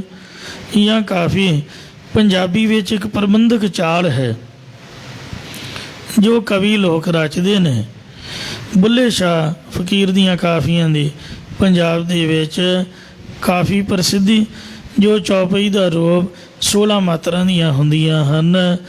ਤੋ ਇਉਂ ਕਾਫੀ ਇੱਕ ਰੌਚਕ ਰਾਗ ਹੈ। ਸੰਗੀਤ ਸਾਗਰ ਬੁੱਕ ਦਮਦਮੀ ਟਕਸਾਲ ਵੱਲੋਂ ਪ੍ਰਕਾਸ਼ਿਤ ਹੋਈ ਹੈ। ਉਹਦੇ ਵਿੱਚ ਕਾਫੀ ਰਾਗ ਦੇ ਬਹੁਤ ਜ਼ਿਆਦਾ ਸ਼ਬਦ ਦਰਜ ਕੀਤੇ ਗਏ ਹਨ। ਸੋ ਇੰਝ ਪਹਿਲੇ ਪਾਤਸ਼ਾਹ ਜੀ ਮਾਰੂ ਰਾਗ ਦੇ ਵਿੱਚ ਕਾਫੀ ਛੰਦ ਉਚਾਰ ਰਹੇ ਨੇ। ਘਰ ਦੂਜੇ ਘਰ ਸੁਰਤਾਲ ਦੇ ਵਿੱਚ ਪਾਵਨ ਸ਼ਬਦ ਉਚਾਰਨ ਕਰ ਰਹੇ ਹਨ। ਸ੍ਰੀ ਕਰਤਾਰਪੁਰ ਸਾਹਿਬ ਰਾਵੀ ਦੇ ਕਿਨਾਰੇ 'ਤੇ ਸਿੱਖ ਸੰਗਤਾਂ ਨੂੰ ਉਪਦੇਸ਼ ਦਿੰਦੀਆਂ ਇਹ ਅਸ਼ਟਪਦੀਆਂ ਦੀ ਬਾਣੀ। ਇਹਦੇ ਵਿੱਚ ਜਗਿਆਸੂ ਦੇ ਮਹਾਤਮਾ ਰੂਪ ਸਖੀ ਦੇ ਸਨਮਾਨ ਦੁਆਰਾ ਗੁਰੂ ਮਹਾਰਾਜ ਨੇ ਉਪਦੇਸ਼ ਦੇਣਾ ਕੀਤਾ। ਆਓ ਪਿਆਰ ਨਾਲ ਸੁਣੋ ਜੀ। ਆਵੋ ਵੰਨੋ ਡੁੰਮਣੀ। ਦਾ ਅਰਥ ਦੋ ਮਨੀ ਇਸਤਰੀ ਹੈ, ਜਿਹਦਾ ਮਨ ਦੁਬਦਾ ਦੇ ਵਿੱਚ ਹੈ। ਜਿਵੇਂ ਦੋ ਮਣੀ ਇਸਤਰੀ ਕਦੇ ਪੇਕੇ ਘਰ ਆਉਂਦੀ ਹੈ, ਕਦੇ ਸਹੁਰੇ ਘਰ ਵੀ ਜਾਂਦੀ ਹੈ। ਪਤੀ ਦੀ ਸੇਵਾ ਜਿਸ ਵਾਸਤੇ ਵਿਆਹ ਕਰਾਇਆ ਸੀਗਾ, ਜੇ ਆਪਦੇ ਪੇਕੇ ਘਰ ਹੀ ਰਹਿਣਾ ਫਿਰ ਨਾ ਹੀ ਬੰਦਾ ਵਿਆਹ ਕਰਾਏ। ਮਾਂ ਪਿਓ ਦੇ ਕੰਮ ਦਾ ਇਹ ਜੇ ਵਿਆਹ ਕਰਾਇਆ ਫਿਰ ਸਹੁਰੇ ਘਰ ਦਾ ਸਵਾਰੇ। ਜੇ ਪਿੱਛੇ ਫਿਰ ਧਿਆਨ ਰੱਖਣਾ ਫਿਰ ਕੋਈ ਫਾਇਦਾ ਨਹੀਂ ਹੈ। ਪਤੀ ਦੀ ਸੇਵਾ ਤੋਂ ਵੀ ਮਾਂਝੀ ਅਤੇ ਮਾਂ ਪਿਓ ਘਰ ਵੀ ਪ੍ਰਾਹੁਣਿਆਂ ਦੀ ਤਰ੍ਹਾਂ ਉੱਥੇ ਵੀ ਸੇਵਾ ਨਹੀਂ ਕਰਨੀ, ਨਾ ਪੇਕੇ ਘਰ ਦੀ ਨਾ ਸਹੁਰੇ ਘਰ ਦੀ, ਕਿਤੇ ਵੀ ਆਦਰ ਨਹੀਂ ਪਾਉਂਦੀ ਹੈ। ਇਉਂ ਉਹ ਸਦਾ ਹੀ ਡੁੰਮਣੀ ਦਰ 'ਚ ਦੁਖੀ ਰਹਿੰਦੀ ਹੈ, ਭਾਵੇਂ ਪਤੀ ਤੋਂ ਬਗੈਰ। ਕਿਤੇ ਮਿੱਤਰ ਕਰਿਓ, ਕਿੰਨੇ ਵੀ ਮਿੱਤਰ ਬਣਾ ਲੈਣਾ ਕਰੇ, ਕਿਉਂਕਿ ਜਿਹੜੀ ਤੁਰੀ ਫਿਰਦੀ ਹੈ ਸਮਝ ਲਓ ਵੀ ਉਹਦੇ ਹੋਰ ਮਿੱਤਰ ਹਨ। ਇਸੇ ਪ੍ਰਕਾਰ ਆਵੋ ਵੰਜਾਓ ਡੁੰਮਣੀ, ਦੁਚਿੱਤੇ ਮਨ ਵਾਲੀ ਇਹ ਜੀਵ ਰੂਪ ਇਸਤਰੀ ਕਦੇ ਇਸ ਲੋਕ ਦੇ ਵਿੱਚ ਜਨਮ ਧਾਰ ਕੇ ਆਉਂਦੀ ਹੈ, ਕਦੇ ਮਰ ਕੇ ਪਰਲੋਕ ਦੇ ਵਿੱਚ ਚਲੀ ਜਾਂਦੀ ਹੈ। ਭਾਵ ਪਤੀ ਪਰਮੇਸ਼ਰ ਦੀ ਭਗਤੀ ਰੂਪ ਸੇਵਾ ਨੂੰ ਨਹੀਂ ਕਰਦੀ ਹੈ, ਇਸ ਕਰਕੇ ਡੁੰਮਣੀ ਦੁਖੀ ਰਹਿੰਦੀ ਹੈ ਜਾਂ ਆਉਣ ਜਾਣ ਦੇ ਵਿੱਚ ਦੁਖੀ ਹੁੰਦੀ ਰਹਿੰਦੀ ਹੈ, ਭਾਵੇਂ ਕਿ ਉਹ ਕਿਤੇ ਮਿੱਤਰ ਕਰਿਓ। ਕਿਤਨੇ ਵੀ ਦੇਵੀ ਦੇਵਤਿਆਂ ਨੂੰ ਆਪਣਾ ਮਿੱਤਰ ਬਣਾ ਲੈਣਾ ਕਰੇ, ਕਿਸੇ ਕੰਮ ਨਹੀਂ ਆਉਣਾ ਮਰਨ ਤੋਂ ਬਾਅਦ, ਤਾਂ ਆਪਣਾ ਗੁਰੂ ਧਿਆਏ ਮਿਲ ਕੁਸਲ ਛੇਤੀ ਘਰ ਆਏ। ਆਪਣੇ ਗੁਰੂ ਗ੍ਰੰਥ ਸਾਹਿਬ ਨੇ ਹੀ ਕੰਮ ਆਉਣਾ ਹੈ, ਕਿਉਂਕਿ ਉੱਥੇ ਕਿਸੇ ਦੀ ਪਹੁੰਚ ਹੀ ਨਹੀਂ ਹੈ। ਉਹ ਤਾਂ ਆਪ ਤਰਲੇ ਮਾਰਦੇ ਨੇ ਕਿ ਅਸੀਂ ਕਾਲ ਤੋਂ ਬਚ ਜਾਈਏ। ਅਰਥਾਤ ਦੇਵੀ ਦੇਵਤਿਆਂ ਦੀ ਮਿੱਤਰਤਾ ਭਾਵ ਉਪਾਸ਼ਨਾ ਕਾਲ ਤੋਂ ਛਡਾਉਣ ਜਮਾਂ ਤੋਂ ਬਚਾਉਣ ਵਾਲੀ ਨਹੀਂ ਹੈ। ਹਾਂ, 2-4 ਇੱਛਾ ਪੂਰੀਆਂ ਕਰ ਦੇਣਗੇ, ਉਹ ਵੀ ਸਾਡੇ ਕਰਮਾਂ ਦੇ ਵਿੱਚੋਂ ਹੀ ਦੇਣਗੇ, ਆਪਣੇ ਕੋਲੋਂ ਨਹੀਂ ਕੋਈ ਦਿੰਦਾ, ਨਾ ਕੋਈ ਦੇ ਸਕਦਾ। ਕਿਸੇ ਦੇ ਦਿੱਤੇ ਦੇ ਵਿੱਚੋਂ ਹੀ ਕੋਈ ਦਿੰਦਾ ਹੈ। ਗੁਰੂ ਸਾਹਿਬ ਹਨ ਜਿਹੜੇ ਆਪਣੇ ਕੋਲੋਂ ਦਿੰਦੇ ਨੇ, ਬਾਕੀ ਜਿੰਨੇ ਵੀ ਪੀਰ ਨੇ ਫਕੀਰ ਨੇ ਕੋਈ ਸਾਧੂ ਸੰਤ ਜਾਂ ਕੋਈ ਦੇਵੀ ਦੇਵਤੇ ਨੇ, ਉਹ ਤੁਹਾਡੇ ਕਰਮਾਂ 'ਚੋਂ ਜਿਹੜਾ ਮੰਨ ਲਓ ਸਾਲ ਬਾਅਦ ਲਿਖਿਆ ਉਹ ਹੁਣੇ ਲਿਆ ਕੇ ਫੜਾ ਦੇਣਗੇ ਕਰਮਾਂ ਦੇ ਵਿੱਚੋਂ ਹੀ। ਇੱਥੋਂ ਤੱਕ ਵੀ ਕਈਆਂ ਦੀ ਪਹੁੰਚ ਹੈ ਵੀ ਜਿਹੜਾ ਅਗਲੇ ਜਨਮ 'ਚ ਲਿਖਿਆ ਉਹ ਇਸ ਜਨਮ 'ਚ ਦੇਣਗੇ। ਆਪਣੇ ਕੋਲੋਂ ਤਾਂ ਸ੍ਰੀ ਗੁਰੂ ਨਾਨਕ ਦੇਵ ਜੀ ਦੇ ਸਕਦੇ ਨੇ, ਧੰਨ ਗੁਰੂ ਰਾਮਦਾਸ ਜੀ ਨੇ ਪੁੱਛੋ ਪਿੰਡ ਦੇ ਰਹਿਣ ਵਾਲੇ ਭਾਈ ਆਦਮ ਜੀ ਨੂੰ, ਜਿਹੜਾ ਆਪਦੇ ਘਰ ਚੌਥਾ ਪੁੱਤਰ ਹੋਣਾ ਸੀਗਾ, ਉਹ ਭਗਤੀ ਦੀ ਅੰਸ਼ ਵਿੱਚੋਂ ਭਾਈ ਭਗਤੂ ਆਪਣੇ ਘਰੋਂ ਬਖਸ਼ਿਆ ਹੈ। ਇਉਂ ਗੁਰੂ ਸਾਹਿਬ ਤੋਂ ਬਗੈਰ ਨਾਮ ਦੀ ਦਾਤ ਮੁਕਤੀ ਦੀ ਦਾਤ ਕੋਈ ਨਹੀਂ ਬਖਸ਼ ਸਕਦਾ। ਸਾ ਧਨ ਟੋਈ ਨਾ ਲਹੈ, ਉਹ ਧਨ ਇਸਤਰੀ ਪੇਕੇ ਘਰ ਤੇ ਸਹੁਰੇ ਘਰ ਦਾ ਆਸਰਾ ਨਹੀਂ ਲੈ ਸਕਦੀ ਹੈ, ਅਤੇ ਆਪਣੇ ਪਤੀ ਦੇ ਪਿਆਰ ਵੱਲੋਂ ਵਾਢੀ ਕਿਉਂ ਧੀਰਿਓ, ਵਿਛੜੀ ਹੋਈ ਕਿੰਜ ਧੀਰਜ ਨੂੰ ਪਕੜੇ, ਭਾਵ ਨਹੀਂ ਪਕੜ ਸਕਦੀ। ਮਹਾਰਾਜ ਦਾ ਬਚਨ, ਵੈਸਾਖ ਧੀਰਨ ਕਿਉਂ ਵਾਢੀਆਂ, ਜਿਨ੍ਹਾਂ ਪ੍ਰੇਮ ਵਿਸ਼ੋਹ, ਹਰ ਸਾਜਨ ਬਰਖ ਵਿਸਾਰ ਕੇ ਲੱਗੀ ਮਾਇਆ ਤੋਹ। ਧੀਰਜਤਾ ਤੋਂ ਰਹਿਤ ਹੋ ਕੇ ਵਿਛੜੀ ਹੋਈ ਦੁੱਖ ਹੀ ਭੋਗਦੀ ਹੈ। ਇਸੇ ਪ੍ਰਕਾਰ ਸਾ ਧਨ ਟੋਈ ਨਾ ਲਹੈ, ਇਹ ਜਿਹੜੀ ਜੀਵ ਰੂਪ ਇਸਤਰੀ ਹੈ, ਇਸ ਲੋਕ ਰੂਪੀ ਪੇਕੇ ਘਰ ਵਿੱਚ ਸਤ ਸੰਗਤ ਦਾ ਅਤੇ ਪਰਲੋਕ ਰੂਪ ਸਹੁਰੇ ਘਰ ਵਿੱਚ ਸੱਚ ਸਰੂਪ ਦੀ ਪ੍ਰਾਪਤੀ ਵਾਲੀ ਤੁਰੀਆ ਪਦ ਰੂਪ ਅਵਸਥਾ ਦਾ ਆਸਰਾ ਨਹੀਂ ਲੈ ਸਕਦੀ ਹੈ। ਵਾਢੀ ਕਿਉਂ ਧੀਰਿਓ, ਅਤੇ ਪਤੀ ਪਰਮੇਸ਼ਰ ਵੱਲੋਂ ਮਿਛੜੀ ਹੋਈ ਕਿੰਜ ਧੀਰਜਤਾ ਨੂੰ ਪਕੜੇ, ਭਾਵ ਨਹੀਂ ਪਕੜ ਸਕਦੀ। ਜਾਂ ਗੁਰ ਸ਼ਬਦ ਦੇ ਕਮਾਉਣ ਵੱਲੋਂ ਮਿਛੜੀ ਹੋਈ ਕਿੰਜ ਧੀਰਜਤਾ ਨੂੰ ਪ੍ਰਾਪਤ ਕਰੇ, ਭਾਵ ਨਹੀਂ ਕਰ ਸਕਦੀ। ਅਰਥਾਤ ਜੋ ਇਸਤਰੀ ਔਗਣਾ ਕਰਕੇ ਪਤੀ ਦੇ ਘਰ ਰਹਿੰਦੀਆਂ ਵੀ ਪਤੀ ਨਾਲੋਂ ਵਿਛੜੀ ਹੁੰਦੀ ਹੈ, ਉਹ ਧੀਰਜਤਾ ਵਾਲੀ ਨਹੀਂ ਹੁੰਦੀ। ਉਹਦਾ ਚਿਹਰਾ ਵੇਖਿਓ, ਉਹਦਾ ਰੰਗ ਉੱਡਿਆ ਪੁੱਡਿਆ ਜਿਹਾ ਹੁੰਦਾ, ਡੱਬ ਖੜਪਾ ਜਿਹਾ, ਉਹ ਹਮੇਸ਼ਾ ਹੀ ਉਦਾਸ ਰਹਿੰਦੀ ਹੈ, ਸੋਚਾਂ ਸੋਚਦੀ ਸਦਾ ਝੋਰਦੀ ਰਹਿੰਦੀ ਹੈ, ਕਦੀ ਖੁਸ਼ੀ ਦੀ ਅੰਸ਼ ਨਹੀਂ ਹੋਏਗੀ। ਇਸੇ ਤਰ੍ਹਾਂ ਜਗਿਆਸੂ ਰੂਪ ਇਸਤਰੀ ਜੋ ਪਤੀ ਪਰਮੇਸ਼ਰ ਦੇ ਹਿਰਦੇ ਰੂਪ ਘਰ ਦੇ ਵਿੱਚ ਰਹਿੰਦੀਆਂ ਵੀ ਔਗਣਾ ਕਰਕੇ ਪਤੀ ਪਰਮੇਸ਼ਰ ਨਾਲੋਂ ਵਿਛੜੀ ਹੋਈ ਹੈ, ਉਹਨਾਂ ਦੇ ਚਿਹਰੇ 'ਤੇ ਰੁਹਾਨਗੀ ਕਦੀ ਨਹੀਂ ਆਏਗੀ। ਉਹਨਾਂ ਨੂੰ ਆਪਦੇ ਔਗਣ ਹੀ ਦੁਖੀ ਕਰਦੇ ਰਹਿਣਗੇ, ਭਾਵੇਂ ਉਹ ਦੁਨੀਆ ਦੇ ਰਾਜ ਭਾਗ ਦੀ ਮਾਲਕ ਵੀ ਹੋ ਜਾਏ ਜੀਵ ਇਸਤਰੀ, ਆਪਣੇ ਆਪ ਨੂੰ ਦੁਨੀਆ ਵਿੱਚ ਪੂਜਨੀਕ ਵੀ ਸੰਤ ਵੀ ਅਖਵਾਲ ਉਹ ਧੀਰਜਤਾ ਨੂੰ ਨਹੀਂ ਪਾ ਸਕਦੇ, ਭਾਵ ਉਸ ਨੂੰ ਸਰੂਪ ਦੀ ਸਖਿਆਤਤਾ ਨਹੀਂ ਹੁੰਦੀ। ਜਿਵੇਂ ਛੱਪੜ ਆਦਿ ਦਾ ਪਾਣੀ ਚੋਟੀ ਆਦਿਕ ਪਸ਼ੂਆਂ ਦੇ ਵਿੱਚ ਵੜਨ ਨਾਲ ਹਿੱਲਦਾ ਅਤੇ ਗੰਧਲਾ ਹੋ ਜਾਂਦਾ ਹੈ, ਉਹਦੇ ਵਿੱਚ ਆਪਣਾ ਮੁੱਖ ਨਹੀਂ ਦਿਖਦਾ ਅਤੇ ਨਾ ਹੀ ਚੰਦਰਮਾ ਦਾ ਪ੍ਰਤੀਬਿੰਬ ਪੈਂਦਾ ਹੈ। ਜਾਂ ਬੂਟੀ ਦੇ ਪੈਦਾ ਹੋਣ ਨਾਲ ਵੀ ਮੁਖੜਾ ਜਾਂ ਚੰਦਰਮਾ ਦਾ ਪ੍ਰਤੀਬਿੰਬ ਪੈਂਦਾ ਨਹੀਂ ਦਿਖਦਾ। ਜੇਕਰ ਝੋਟੀਆਂ ਅਤੇ ਬੂਟੀ ਨੂੰ ਬਾਹਰ ਕੱਢ ਦਿੱਤਾ ਜਾਏ ਤਾਂ ਮੁਖੜਾ ਅਤੇ ਚੰਦਰਮਾ ਦਾ ਪ੍ਰਤੀਬਿੰਬ ਸਾਫ ਦਿਸ ਸਕਦਾ। ਇਸੇ ਪ੍ਰਕਾਰ ਜੀਵ ਰੂਪ ਇਸਤਰੀ ਦਾ ਜਿਹੜਾ ਚਿੱਤ ਹੈ ਪਾਣੀ ਦੀ ਤਰ੍ਹਾਂ ਹੈ, ਜੋ ਰਾਗ ਦਵੈਖ ਰੂਪੀ ਝੋਟੇ ਬੜੇ ਹੋਣ ਕਾਰਨ ਸਵੈ ਸਰੂਪ ਰੂਪੀ ਮੁਖੜਾ ਅਤੇ ਬ੍ਰਹਮ ਰੂਪੀ ਚੰਦਰਮਾ ਨਹੀਂ ਦਿਖਦਾ, ਭਾਵ ਚੇਤਨ ਦੇ ਚਿੰਤਨ ਕਰਨ ਵਿੱਚ ਟਿਕਦਾ ਨਹੀਂ ਹੈ। ਜਾਂ ਅਵਿਦਿਆ ਰੂਪ ਬੂਟੀ ਦੇ ਪੈਦਾ ਹੋਣ ਨਾਲ ਵੀ ਸਵੈ ਸਰੂਪ ਰੂਪੀ ਮੁਖੜਾ ਅਤੇ ਬ੍ਰਹਮ ਰੂਪੀ ਚੰਦਰਮਾ ਨਹੀਂ ਦਿਖਦਾ। ਜੇਕਰ ਰਾਗ ਦਵੈਖ ਰੂਪ ਝੋਟੇ ਬਾਹਰ ਕੱਢੇ ਜਾਣ ਅਤੇ ਅਵਿਦਿਆ ਰੂਪ ਬੂਟੀ ਵੀ ਬਾਹਰ ਕੱਢੀ ਜਾਏ ਤਾਂ ਸਵੈ ਸਰੂਪ ਰੂਪੀ ਮੁਖੜਾ ਅਤੇ ਬ੍ਰਹਮ ਰੂਪੀ ਚੰਦਰਮਾ ਇਹ ਦੇ ਸਕਦਾ ਹੈ। ਮੈਡਾ ਮਨ ਰਤਾ, ਜਿਹੜਾ ਮੇਰਾ ਮਨ ਹੈ, ਜਗਿਆਸੂ ਰੂਪ ਇਸਤਰੀ ਕਹਿੰਦੀ ਹੈ ਕਿ ਮੇਰਾ ਚਿੱਤ ਆਪਣੇ ਪਤੀ ਪਰਮੇਸ਼ਰ ਦੇ ਨਾਲ ਇਹਦੇ ਨਾਲ ਰੰਗਿਆ ਹੋਇਆ ਹੈ। ਆਪਨੜੇ ਫਿਰ ਨਾਲ, ਆਪਣੇ ਪਤੀ ਪਰਮੇਸ਼ਰ ਦੇ ਨਾਲ ਮੇਰਾ ਚਿੱਤ ਰੰਗਿਆ ਹੋਇਆ ਹੈ। ਆਓ ਕੋਲ ਕਮਾਈ ਖੰਨੀਆਂ ਕੀਤੀ, ਮੈਂ ਆਪਣੇ ਪਤੀ ਪਰਮੇਸ਼ਰ ਤੋਂ ਮਨ ਕਰਕੇ ਘੋਲ ਬਲਿਹਾਰ ਤਨ ਕਰਕੇ ਕਮਾਈ ਵਾਰਨੀ ਜਾਂਦੀ ਹੈ ਅਤੇ ਆਪਣੀ ਜ਼ਿੰਦਗੀ ਵੀ ਉਸ ਤੋਂ ਟੁਕੜੇ ਟੁਕੜੇ ਜਾਂ ਕੁਰਬਾਨ ਕੀਤੀ ਹੋਈ ਹੈ।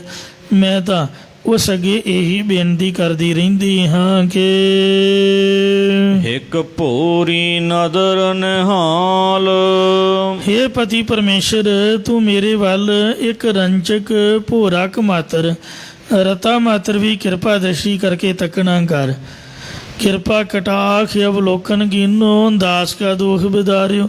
ਤੇਰੀ ਤੱਕਣੀ ਮੇਰੇ ਦੁੱਖਾਂ ਨੂੰ ਦੂਰ ਕਰ ਦੇਵੇਗੀ। ਥੋੜ੍ਹਾ ਜਿਹਾ ਮੇਰੇ ਵੱਲ ਵੇਖਦਾ ਸਹੀ, ਕਿਰਪਾ ਦ੍ਰਿਸ਼ਟੀ ਕਰਕੇ ਮੈਨੂੰ ਨਿਹਾਲ ਕਰ ਦੇ, ਬਹੁਤਾ ਨਹੀਂ ਥੋੜ੍ਹੀ ਕਿਰਪਾ ਕਰ ਦੇ, ਦੁੱਖਾਂ ਤੋਂ ਰਹਿਤ ਕਰ ਦੇ। ਜਾਂ ਭੋਰੀ ਨਾਮ ਹੈ ਭੋਲੀ ਦਾ, ਮੇਰੀ ਇੱਕ ਭੋਲੀ ਬਿਰਤੀ 'ਤੇ ਕਿਰਪਾ ਕਰਕੇ ਨਿਹਾਲ ਕਰ। ਜਾਂ ਹੇ ਪਰਮਾਤਮਾ, ਇੱਕ ਭੋਰੀ ਨਦਰ ਨਿਹਾਲ, ਮੇਰੇ 'ਤੇ ਇੱਕ ਗਿਆਨ ਭੋਰੀ ਪ੍ਰਕਾਸ਼ ਵਾਲੀ ਨਦਰ ਕਰ, ਜਿਸ ਕਰਕੇ ਮੈਂ ਤੇਰੇ ਸਰੂਪ ਨੂੰ ਨਿਹਾਲ ਵੇਖਣਾ ਕਰਾਂ। ਰਹਾਉ ਵਿਸ਼ਰਾਮ ਦੇ ਕਰ ਫਰਮਾਨ ਕਰਦੇ ਨੇ। ਪਈੜੈ ਦੁਹਾਗਣੀ, ਜਿਹੜੀ ਇਸਤਰੀ ਪੇਕੇ ਘਰ ਦੇ ਵਿੱਚ ਹੀ ਛੁੱਟੜ ਹੈ, ਪਤੀ ਦੀ ਸੇਵਾ ਕਰਨ ਦੀ ਜਾਚ ਹੀ ਨਹੀਂ ਸਿੱਖੀ, ਪਾਤ ਵਰਤਾ ਧਰਮ 'ਚ ਪਰਪੱਕ ਨਹੀਂ ਹੋਈ, ਰਸੋਈ ਆਦਿਕ ਬਣਾਉਣ ਦਾ ਕੋਈ ਗੁਣ ਨਹੀਂ ਸਿੱਖਦੀ। ਇਸਤਰੀ ਤਾਂ ਇਸਤਰੀ ਹੋਈ ਰਹਿੰਦੀ ਹੈ, ਭਾਵੇਂ ਆਫਿਸਰ ਲੱਗ ਜਾਏ, ਰੋਟੀ ਤਾਂ ਪਕਾਉਣੀ ਪਊਗੀ, ਸਬਜ਼ੀ ਤਾਂ ਬਣਾਉਣੀ ਪਊਗੀ। ਜੇ ਬੰਦਾ ਕਹੇ ਵੀ ਮੈਂ ਤਾਂ ਅਫਸਰ ਹਾਂ ਜੀ, ਇਹ ਗੁਣ ਦਾ ਇੱਕ ਸ਼ਿੰਗਾਰ ਗੁਣ ਹੁੰਦਾ ਹੈ ਬੀਬੀਆਂ ਦਾ, ਇਹ ਤਾਂ ਸਿੱਖਣਾ ਹੀ ਪਊਗਾ। ਅਤੇ ਜੇ ਕਿਸੇ ਨੇ ਆਖਿਆ ਅਤੇ ਕਹਿਣਾ ਜੀ ਮੈਨੂੰ ਤਾਂ ਜਾਚ ਨਹੀਂ, ਤੋ ਇਸ ਤਰ੍ਹਾਂ ਸਾਹੁਰੜੈ ਕਿਉਂ ਜਾਓ, ਉਹ ਦੱਸੋ ਸਹੁਰੇ ਘਰ ਵਿੱਚ ਜਿਹਨੂੰ ਰੋਟੀ ਪਕਾਉਣੀ ਹੀ ਨਹੀਂ ਆਉਂਦੀ ਕਿਵੇਂ ਸੁਖਪੂਰਵਕ ਜਾ ਸਕਦੀ ਹੈ, ਭਾਵ ਸਹੁਰੇ ਘਰ ਵਿੱਚ ਜਾ ਕੇ ਕਿਵੇਂ ਸੁੱਖ ਦਾ ਜੀਵਨ ਬਤੀਤ ਕਰੇਗੀ, ਅਰਥਾਤ ਨਹੀਂ ਕਰ ਸਕਦੀ। ਕੰਪਿਊਟਰ ਚਲਾਉਣ ਨਾਲ ਪੈਸੇ ਤਾਂ ਮਿਲ ਸਕਦੇ ਨੇ, ਵੀ ਰੋਟੀ ਤਾਂ ਆਪ ਹੀ ਪਕਾ ਕੇ ਖਾਣੀ ਪਊਗੀ, ਉਹ ਤਾਂ ਕੰਪਿਊਟਰ ਨੇ ਅੱਜ ਤੱਕ ਕੋਈ ਬਣਿਆ ਨਹੀਂ ਵੀ ਜਿਹੜਾ ਰੋਟੀ ਪਕਾ ਦੇਵੇ। ਤੋ ਇਸ ਲਈ ਮਹਾਰਾਜ ਇਹ ਦ੍ਰਿਸ਼ਟਾਂਤ ਦਿੰਦੇ ਨੇ ਕਿ ਸਾਡਾ ਘਰ ਸੁਖਮਈ ਜੀਵਨ ਵਾਲਾ ਹੋਵੇ, ਆਪ ਵੀ ਗਰਮ ਗਰਮ ਖਾਏ, ਆਪਦੇ ਘਰ ਵਾਲੇ ਨੂੰ ਵੀ ਛਕਾਏ, ਕਮ ਸੇ ਕਮ ਇੰਨੀ ਕੁ ਮਿਹਨਤਾਂ ਕਰੇ ਅਤੇ ਤਾਂ ਹੀ ਸੁਖਪੂਰਵਕ ਜ਼ਿੰਦਗੀ ਲੰਘ ਸਕਦੀ ਹੈ। ਬਾਕੀ ਤਾਂ ਬਾਅਦ ਦੀਆਂ ਗੱਲਾਂ ਨੇ, ਪਹਿਲੀ ਗੱਲ ਤਾਂ ਖਾਣ ਪੀਣ ਦੀ ਹੋਈ ਹੈ। ਤੋ ਇਸੇ ਪ੍ਰਕਾਰ ਪਈੜੈ ਡੋਹਾਗਣੀ। ਇਹ ਜੀਵ ਰੂਪ ਇਸਤਰੀ ਹੈ, ਇਸ ਲੋਕ ਰੂਪ ਪੇਕੇ ਘਰ 'ਚ ਹੀ ਛੁੱਟੜ ਹੋ ਗਈ ਹੈ।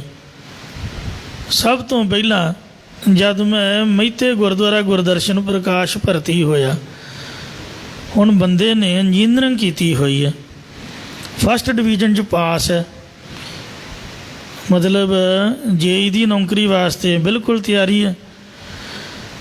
ਅਤੇ ਮਹਾਂਪੁਰਖਾਂ ਨੂੰ ਬੇਨਤੀ ਕੀਤੀ, ਕਢਾਈ ਵਾਲਾ ਪਜਾਮਾ ਕੁੜਤਾ, ਆਪਾਂ ਤਾਂ ਪੜ੍ਹਨਾ ਹੀ ਆ ਜੀ, ਗੁਰਬਾਣੀ ਪਾਠ ਵੀ 100 ਵਾਂਗ ਸਪੀਡ ਸੀਗੀ, ਕਿਸੇ ਨੂੰ ਘੱਟ ਨਹੀਂ ਸੀਗੇ, ਕੀਰਤਨ ਵੀ ਬੋਲ ਵੀ ਲਈਦਾ ਸੀ।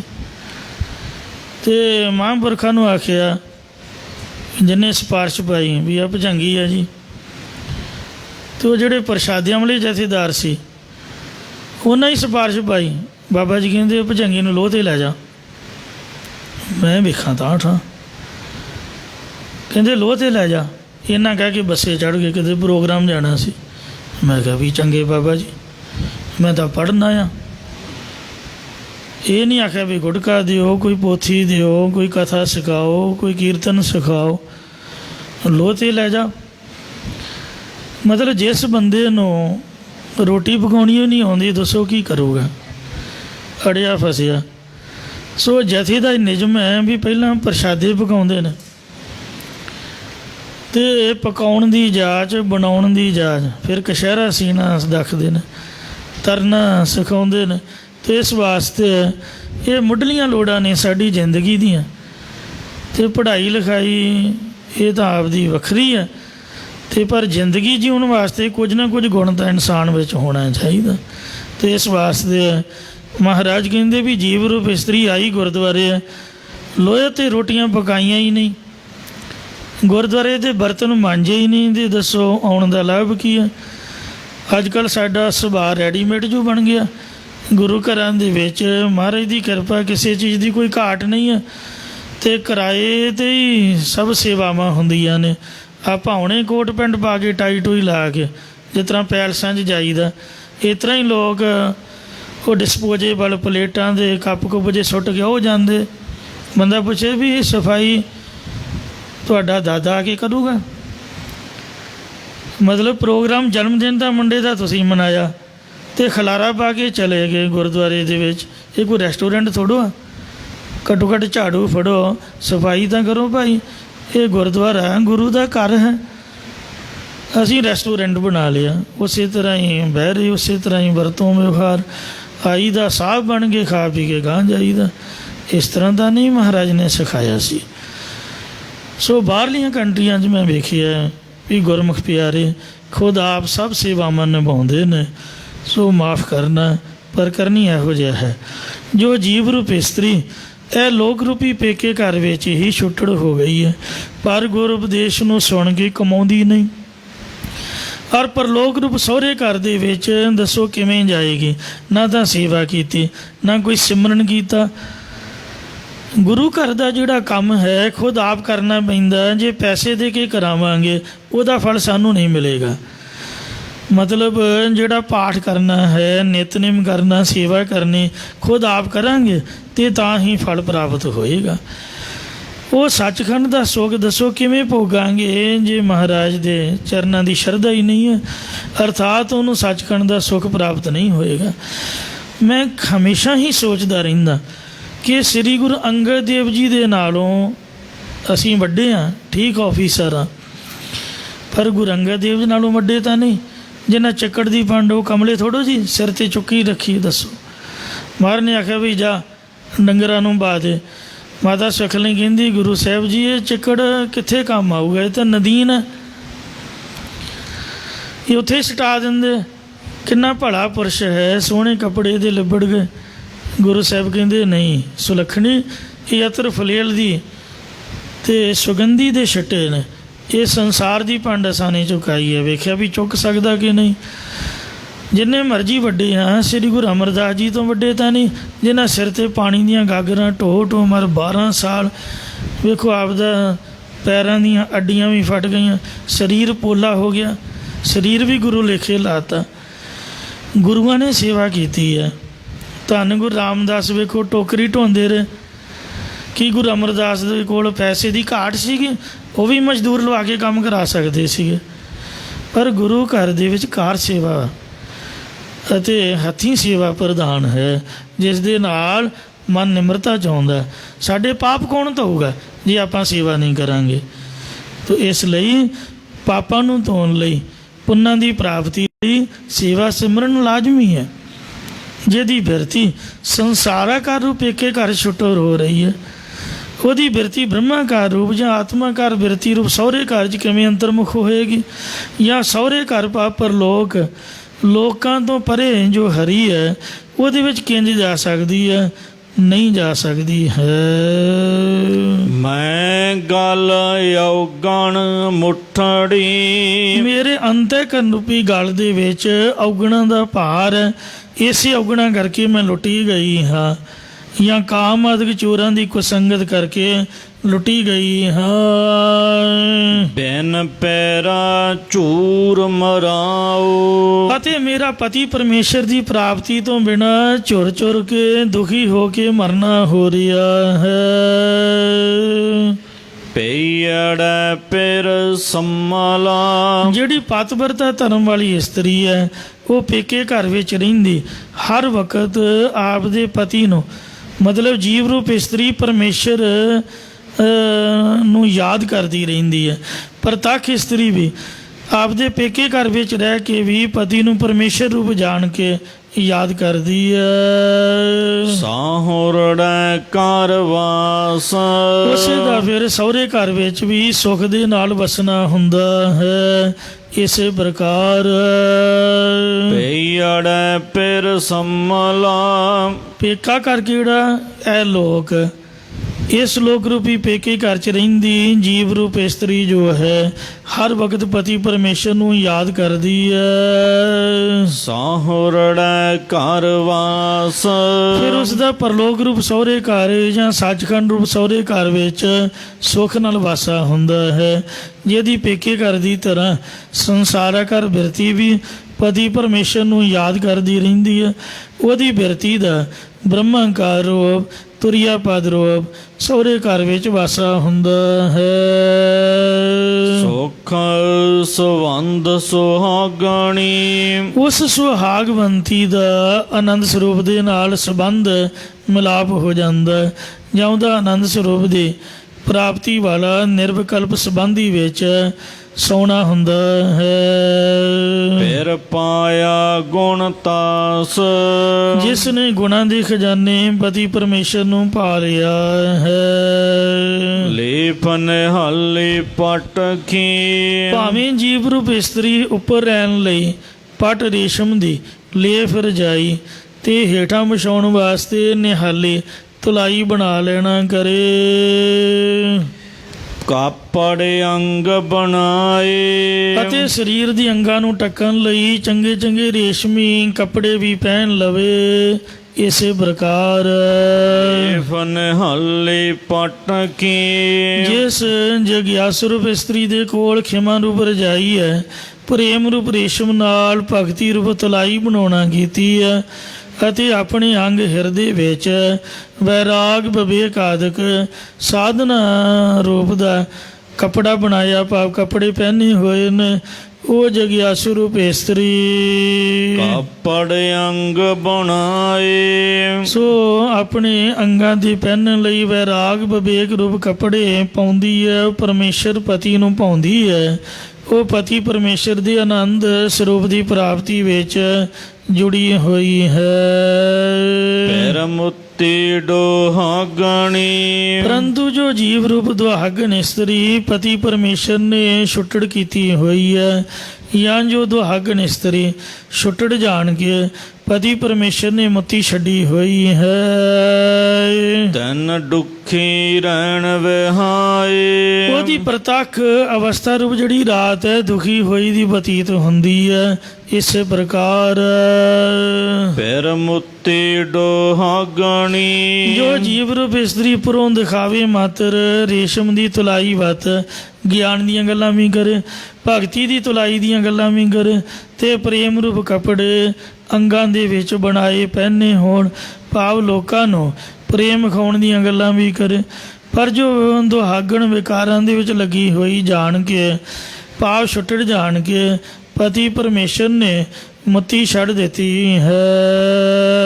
ਤਿੰਨ ਦੁਖੀ ਰਹਿਣ ਵਿਹਾਏ ਉਹਦੀ ਪ੍ਰਤੱਖ ਜਾਂ ਅਵਸਥਾ ਰੂਪ ਰਾਤ ਦੁੱਖਾਂ ਵਿੱਚ ਹੀ ਬਤੀਤ ਹੁੰਦੀ ਹੈ, ਜਾਂ ਅਵਿਦਿਆ ਰੂਪ ਰਾਤਰੀ ਦੇ ਦੁੱਖ ਵਿੱਚ ਹੀ ਬਤੀਤ ਹੁੰਦੀ ਹੈ।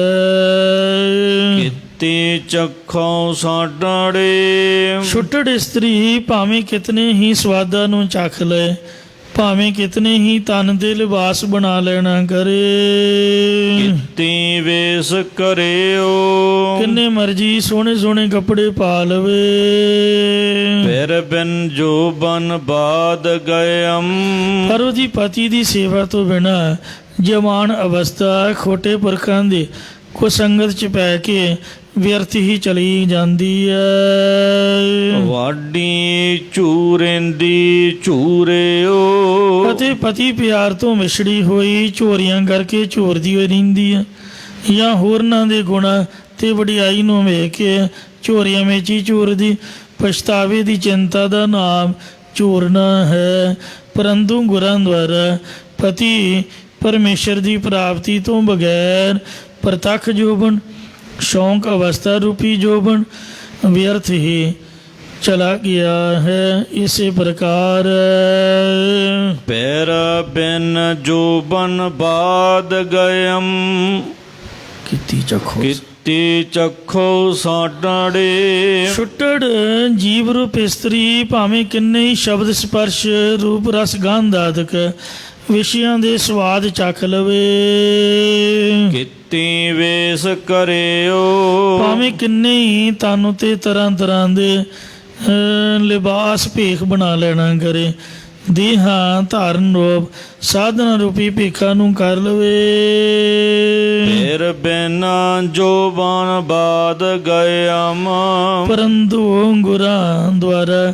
ਪਤੀ ਪਰਮੇਸ਼ਰ ਦੀ ਪ੍ਰਾਪਤੀ ਤੋਂ ਬਿਨਾਂ ਪ੍ਰਤੱਖ ਜੋਬਨ ਜਾਂ ਸ਼ੌਂਕ ਅਵਸਥਾ ਰੂਪ ਜੋਬਨ ਵਿਅਰਥ ਹੀ ਚਲਾ ਗਿਆ ਹੈ। ਇਸੇ ਕਰਕੇ ਜੀਵ ਰੂਪ ਇਸਤਰੀ ਵਾਢੀ ਚੂਰਿੰਦੀ ਚੂਰਿਓ ਪਰਮੇਸ਼ਰ ਤੋਂ ਵਿਛੜ ਕੇ ਝੂਰਦੀ ਹੀ ਰਹਿੰਦੀ ਹੈ। ਇਸ ਕਰਕੇ ਇਸ ਲੋਕ ਦੇ ਵਿੱਚ ਵੀ ਝੂਰਦੀ ਹੈ, ਤੇ ਪਿੱਤਰ ਲੋਕ ਦੇਵ ਲੋਕ ਆਦਿਕ ਦੇ ਆਦਰ ਨੂੰ ਵੇਖ ਕੇ ਵੀ ਝੂਰਦੀ ਹੈ, ਜਾਂ ਹਰ ਵਕਤ ਝੋਰੀਆਂ ਵਿੱਚ ਝੂਰਦੀ ਰਹਿੰਦੀ ਹੈ। ਸੱਚੇ ਸੰਦਾ ਸਦੜਾ ਫਿਰ ਜਦ ਜਗਿਆਸੂ ਰੂਪ ਇਸਤਰੀ ਨੇ ਮਹਾਤਮਾ ਰੂਪ ਸਖੀ ਨੂੰ ਕਿਹਾ ਕਿ ਮੈਨੂੰ ਉਪਦੇਸ਼ ਦਿਓ, ਤਦੋਂ ਮਹਾਤਮਾ ਰੂਪ ਸਖੀ ਕਹਿਣ ਲੱਗੀ ਕਿ ਜੋ ਸੱਚੇ ਸਦਾ ਰਹਿਣ ਵਾਲੇ ਅਕਾਲ ਪੁਰਖ ਸੰਦਾ ਅਕਾਲ ਪੁਰਖ ਦਾ ਪ੍ਰੇਮ ਭਰਿਆ ਸਦੜਾ, ਤੇਰਾ ਸਦੜਾ ਸੁਣੀ ਜੈ ਭਾਈ, ਸਦਾ ਸੁਨੇਹਾ ਹੈ। ਸੁਨੇਹਾ ਕਿਹੜਾ? ਸ੍ਰੀ ਗੁਰੂ ਗ੍ਰੰਥ ਸਾਹਿਬ ਜੀ ਦਾ ਬਾਣੀ ਰੂਪ ਜਸ ਹੈ। ਉਹਨੂੰ ਗੁਰੂ ਸਾਹਿਬ ਜੀ ਦੇ ਉਪਦੇਸ਼ ਦੀ ਵਿਚਾਰ ਦੁਆਰਾ ਸੁਣੀਐ ਗੁਰ ਵਿਚਾਰ, ਗੁਰਾਂ ਦੀ ਵਿਚਾਰ ਦੁਆਰਾ ਕਥਾ ਦੇ ਦੁਆਰਾ ਸੁਣਨਾ ਕਰੇ। ਸੱਚੇ ਸੱਚਾ ਬਹਿਣਾ ਜੋ ਸੱਚੇ ਪਰਮੇਸ਼ਰ ਦਾ ਸੰਚਾ ਅੰਤਰਮੁਖਤਾ ਜਾਂ ਸਰੂਪ ਸਤ ਸੰਗਤ ਰੂਪੀ ਬਹਿਣਾ ਸਿੰਘਾਸਨ ਹੈ। ਨਦਰੀ ਨਦਰ ਪਿਆਰ ਸੋ ਉਹਦਾ ਜਿਹੜਾ ਸੱਚਾ ਸਿੰਘਾਸਨ ਹੈ, ਜਿਸ ਤੇ ਨਦਰੀ ਪਰਮੇਸ਼ਰ ਦੀ ਗੁਰਾਂ ਦੁਆਰਾ ਕਿਰਪਾ ਦ੍ਰਿਸ਼ਟੀ ਹੋਈ ਹੈ, ਉਹਦਾ ਸੱਚੇ ਸਿੰਘਾਸਨ ਦੀ ਪ੍ਰਾਪਤੀ ਦੇ ਵਿੱਚ ਪ੍ਰੇਮ ਲੱਗਦਾ ਹੈ। ਇਸੇ ਪ੍ਰਕਾਰ ਸੱਚੇ ਸੱਚਾ ਬਹਿਣਾ ਜੋ ਨਦਰੀ ਪਰਮੇਸ਼ਰ ਦੀ ਕਿਰਪਾ ਦੁਆਰਾ ਨਦਰੀ ਨਦਰ ਪਿਆਰ ਵਾਹਿਗੁਰੂ ਦੀ ਨਦਰੀ ਦੁਆਰਾ ਪਿਆਰੀ ਹੋ ਜਾਂਦੀ ਹੈ, ਜਾਂ ਜਿਸ ਦੇ ਨਦਰੀ ਸਤਿਗੁਰਾਂ ਦੀ ਗਿਆਨ ਦ੍ਰਿਸ਼ਟੀ ਦੁਆਰਾ ਦਿਵ ਦ੍ਰਿਸ਼ਟ ਜਾਗੀ ਹੈ, ਉਹ ਪਿਆਰੀ ਰੂਹ ਵਾਲੀ ਹੋ ਜਾਂਦੀ ਹੈ ਅਤੇ ਉਸ ਨੂੰ ਸੱਚੇ ਸਰੂਪ ਦੇ ਵਿੱਚ ਸੱਚਾ ਬੈਠਣਾ ਜਾਂ ਸੱਚੇ ਅਧਿਸ਼ਠਾਨ ਸਰੂਪ ਦੀ ਪ੍ਰਾਪਤੀ ਨੂੰ ਬੈਠਣਾ ਭਾਵ ਸਥਿਤ ਹੋਣ ਰੂਪ ਸਿੰਘਾਸਨ ਮਿਲ ਜਾਂਦਾ ਹੈ। ਗਿਆਨੀ ਅੰਜਨ ਸੱਚ ਕਾ ਗਿਆਨਵਾਨ ਦੇ ਮਨ ਬੁੱਧ ਨੇਤਰਾਂ 'ਚ ਜੁਗਤੀ ਰੂਪ ਸਲਾਈਆਂ ਦੁਆਰਾ ਸੱਚ ਦੀ ਪ੍ਰਾਪਤੀ ਦਾ ਗਿਆਨ ਰੂਪ ਸੁਰਮਾ ਪਾਇਆ ਹੁੰਦਾ ਹੈ। ਦੇਖੈ ਦੇਖਣ ਹਾਰ ਅਤੇ ਗਿਆਨਵਾਨ ਵੇਖਣ ਵਾਲਾ ਹੋ ਕੇ ਗੁਰਾਂ ਦੁਆਰਾ ਹਰੀ ਪਰਮੇਸ਼ਰ ਨੂੰ ਦੇਖ ਲੈਣਾ ਕਰਦਾ, ਸਾਰਿਆਂ ਨੂੰ ਵੇਖਣ ਵਾਲੇ ਦ੍ਰਿਸ਼ਟਾ ਰੂਪ ਪਰਮੇਸ਼ਰ ਨੂੰ ਵੇਖ ਲੈਂਦਾ ਹੈ। ਗੁਰਮੁਖ ਬੂਝੈ ਜਾਣੀਐ ਜੇ ਕਰ ਹਉਮੈ ਗਰਭ ਨਿਵਾਰ ਦੇਹ ਦੀ ਹਉਮੈ ਗੁਣਾ ਸਾਧਨਾ ਦਾ ਹੰਕਾਰ ਨਿਵਰਤ ਕਰ ਦਈਏ ਤੇ ਮੁਖੀ ਗੁਰਾਂ ਦੇ ਉਪਦੇਸ਼ ਨੂੰ ਸਮਝਣਾ ਕਰੀਏ ਤਾਂ ਫਿਰ ਸਰੂਪ ਦੀ ਸਖਿਆਤਤਾ ਨੂੰ ਜਾਣੀਦਾ ਹੈ। ਜਾਂ ਇਸੇ ਪ੍ਰਕਾਰ ਗੁਰਮੁਖ ਬੂਝੈ ਜਾਣੀਐ ਹਉਮੈ ਗਰਭ ਨਿਵਾਰ ਮੁਖੀ ਗੁਰਾਂ ਗੁਰਮੁਖਾਂ ਤੋਂ ਪ੍ਰਭੂ ਪ੍ਰਾਪਤੀ ਵਾਲਾ ਉਪਦੇਸ਼ ਪੁੱਛ ਸਮਝ ਕੇ ਫੇਰ ਸ਼ਰਵਣ ਮੰਨਣ ਦੀ ਆਸਨ ਕਰੀਏ ਤਾਂ ਸਰੂਪ ਦੀ ਸਖਿਆਤਤਾ ਨੂੰ ਜਾਣੀਦਾ ਅਤੇ ਅੰਦਰੋਂ ਦੇਹ ਦੀ ਹੰਗਤਾ ਤੇ ਗੁਣਾਂ ਦਾ ਹੰਕਾਰ ਨਿਵਰਤ ਹੋ ਜਾਂਦਾ ਹੈ। ਤਉ ਭਾਵਨ ਤਉ ਜੇਹੀਆ ਇਹ ਪਰਮੇਸ਼ਰ ਜੋ ਸ਼ਰਧਾ ਵਾਲੀਆਂ ਮਹਾਤਮਾ ਨੂੰ ਸਖੀਆਂ ਤੈਨੂੰ ਭਾ ਜਾਂਦੀਆਂ ਨੇ, ਜੋ ਤੇਰੇ ਤੇ ਪ੍ਰੇਮ ਦੇ ਨਾਲ ਭਾਵਨਾ ਸ਼ਰਧਾ ਕਰਦੀਆਂ ਉਹ ਤੇਰੇ ਜੈਸੀਆਂ ਹੀ ਹੋ ਜਾਂਦੀਆਂ ਨੇ। ਮੋਹ ਜੇਹੀਆ ਕੀਤੀਆਂ ਮੇਰੇ ਜੈਸੀਆਂ ਗੁਰੂ ਉਪਦੇਸ਼ ਤੋਂ ਬਿਨਾਂ ਸ੍ਰਿਸ਼ਟੀ ਵਿੱਚ ਕਿਤਨੀਆਂ ਹੀ ਤੁਰੀਆਂ ਫਿਰਦੀਆਂ ਨੇ। ਫਿਰ ਮਹਾਤਮਾ ਰੂਪ ਸਖੀਆਂ ਕਹਿੰਦੀਆਂ ਹਨ, ਨਾਨਕ ਨਾਹੋ ਨ ਵਿਛੜੈ ਸਤਿਗੁਰੂ ਮਹਾਰਾਜ ਸਾਹਿਬ ਜੀ ਕਥਨ ਕਰਦੇ ਹੈ ਜਗਿਆਸੂ ਰੂਪ ਸਖੀ ਜਿਹੜੀਆਂ ਤੈਨ ਸੱਚੈ ਰਤੜੀਆ ਇਸ ਸੱਚੇ ਸਦਾ ਰਹਿਣ ਵਾਲੇ ਪਤੀ ਪਰਮੇਸ਼ਰ ਦੇ ਨਾਮ ਰੰਗ ਦੇ ਵਿੱਚ ਰੰਗੀਆਂ ਹੋਈਆਂ ਨੇ, ਉਹਨਾਂ ਦੇ ਨਾਲੋਂ ਨਾ ਹੋ ਪਤੀ ਪਰਮੇਸ਼ਰ ਕਦੇ ਵੀ ਵਿਛੜਦਾ ਨਹੀਂ ਹੈ। ਸਖੀ ਵਸ ਆਇਆ ਫਿਰ ਛੋੜ ਨਾ ਜਾਈ, ਇਹ ਰੀਤ ਭਲੀ ਭਗਵੰਤ ਹੈ। ਗੁਰੂ ਸਾਹਿਬ ਦੀ ਕਿਰਪਾ ਦੇ ਨਾਲ ਬਲਿਰਾਮ ਜੀਓ ਫਿਰ ਕਾਲ ਉਹਨਾਂ ਨੂੰ ਰੱਬ ਨਾਲੋਂ ਵਿਛੋੜ ਕੇ ਜੂਨਾਂ 'ਚ ਨਹੀਂ ਪਾ ਸਕਦਾ ਹੈ। ਮਤਲਬ ਕੇਵਲ ਮੁਕਤੀ ਦੇ ਅਧਿਕਾਰੀ ਸੱਚਖੰਡ ਸਰੂਪ ਦੀ ਪ੍ਰਾਪਤੀ ਵਾਲੇ ਹੁੰਦੇ ਨੇ। ਭੁੱਲਾਂ ਚੁੱਕਾ ਖਿਮਾ ਕਰੋ, ਅੱਗੇ ਤੋਂ ਸਮਤ ਬਖਸ਼ੋ ਜੀ। ਤਉ ਭਾਵਨ ਤਉ ਜੇਹੀਆ ਮੋਹ ਜੇਹੀਆ ਕੀਤੀਆਂ ਨਾਨਕ ਨਾਹੂ ਨ ਵਿਛੜੈ ਤੈਨ ਸੱਚੈ ਰਤੜੀਆ। ਵਾਹਿਗੁਰੂ ਜੀ ਕਾ ਖਾਲਸਾ ਵਾਹਿਗੁਰੂ ਜੀ ਕੀ ਫਤਿਹ। ਰਾਮਕਲੀ ਮਹੱਲਾ ਤੀਜਾ।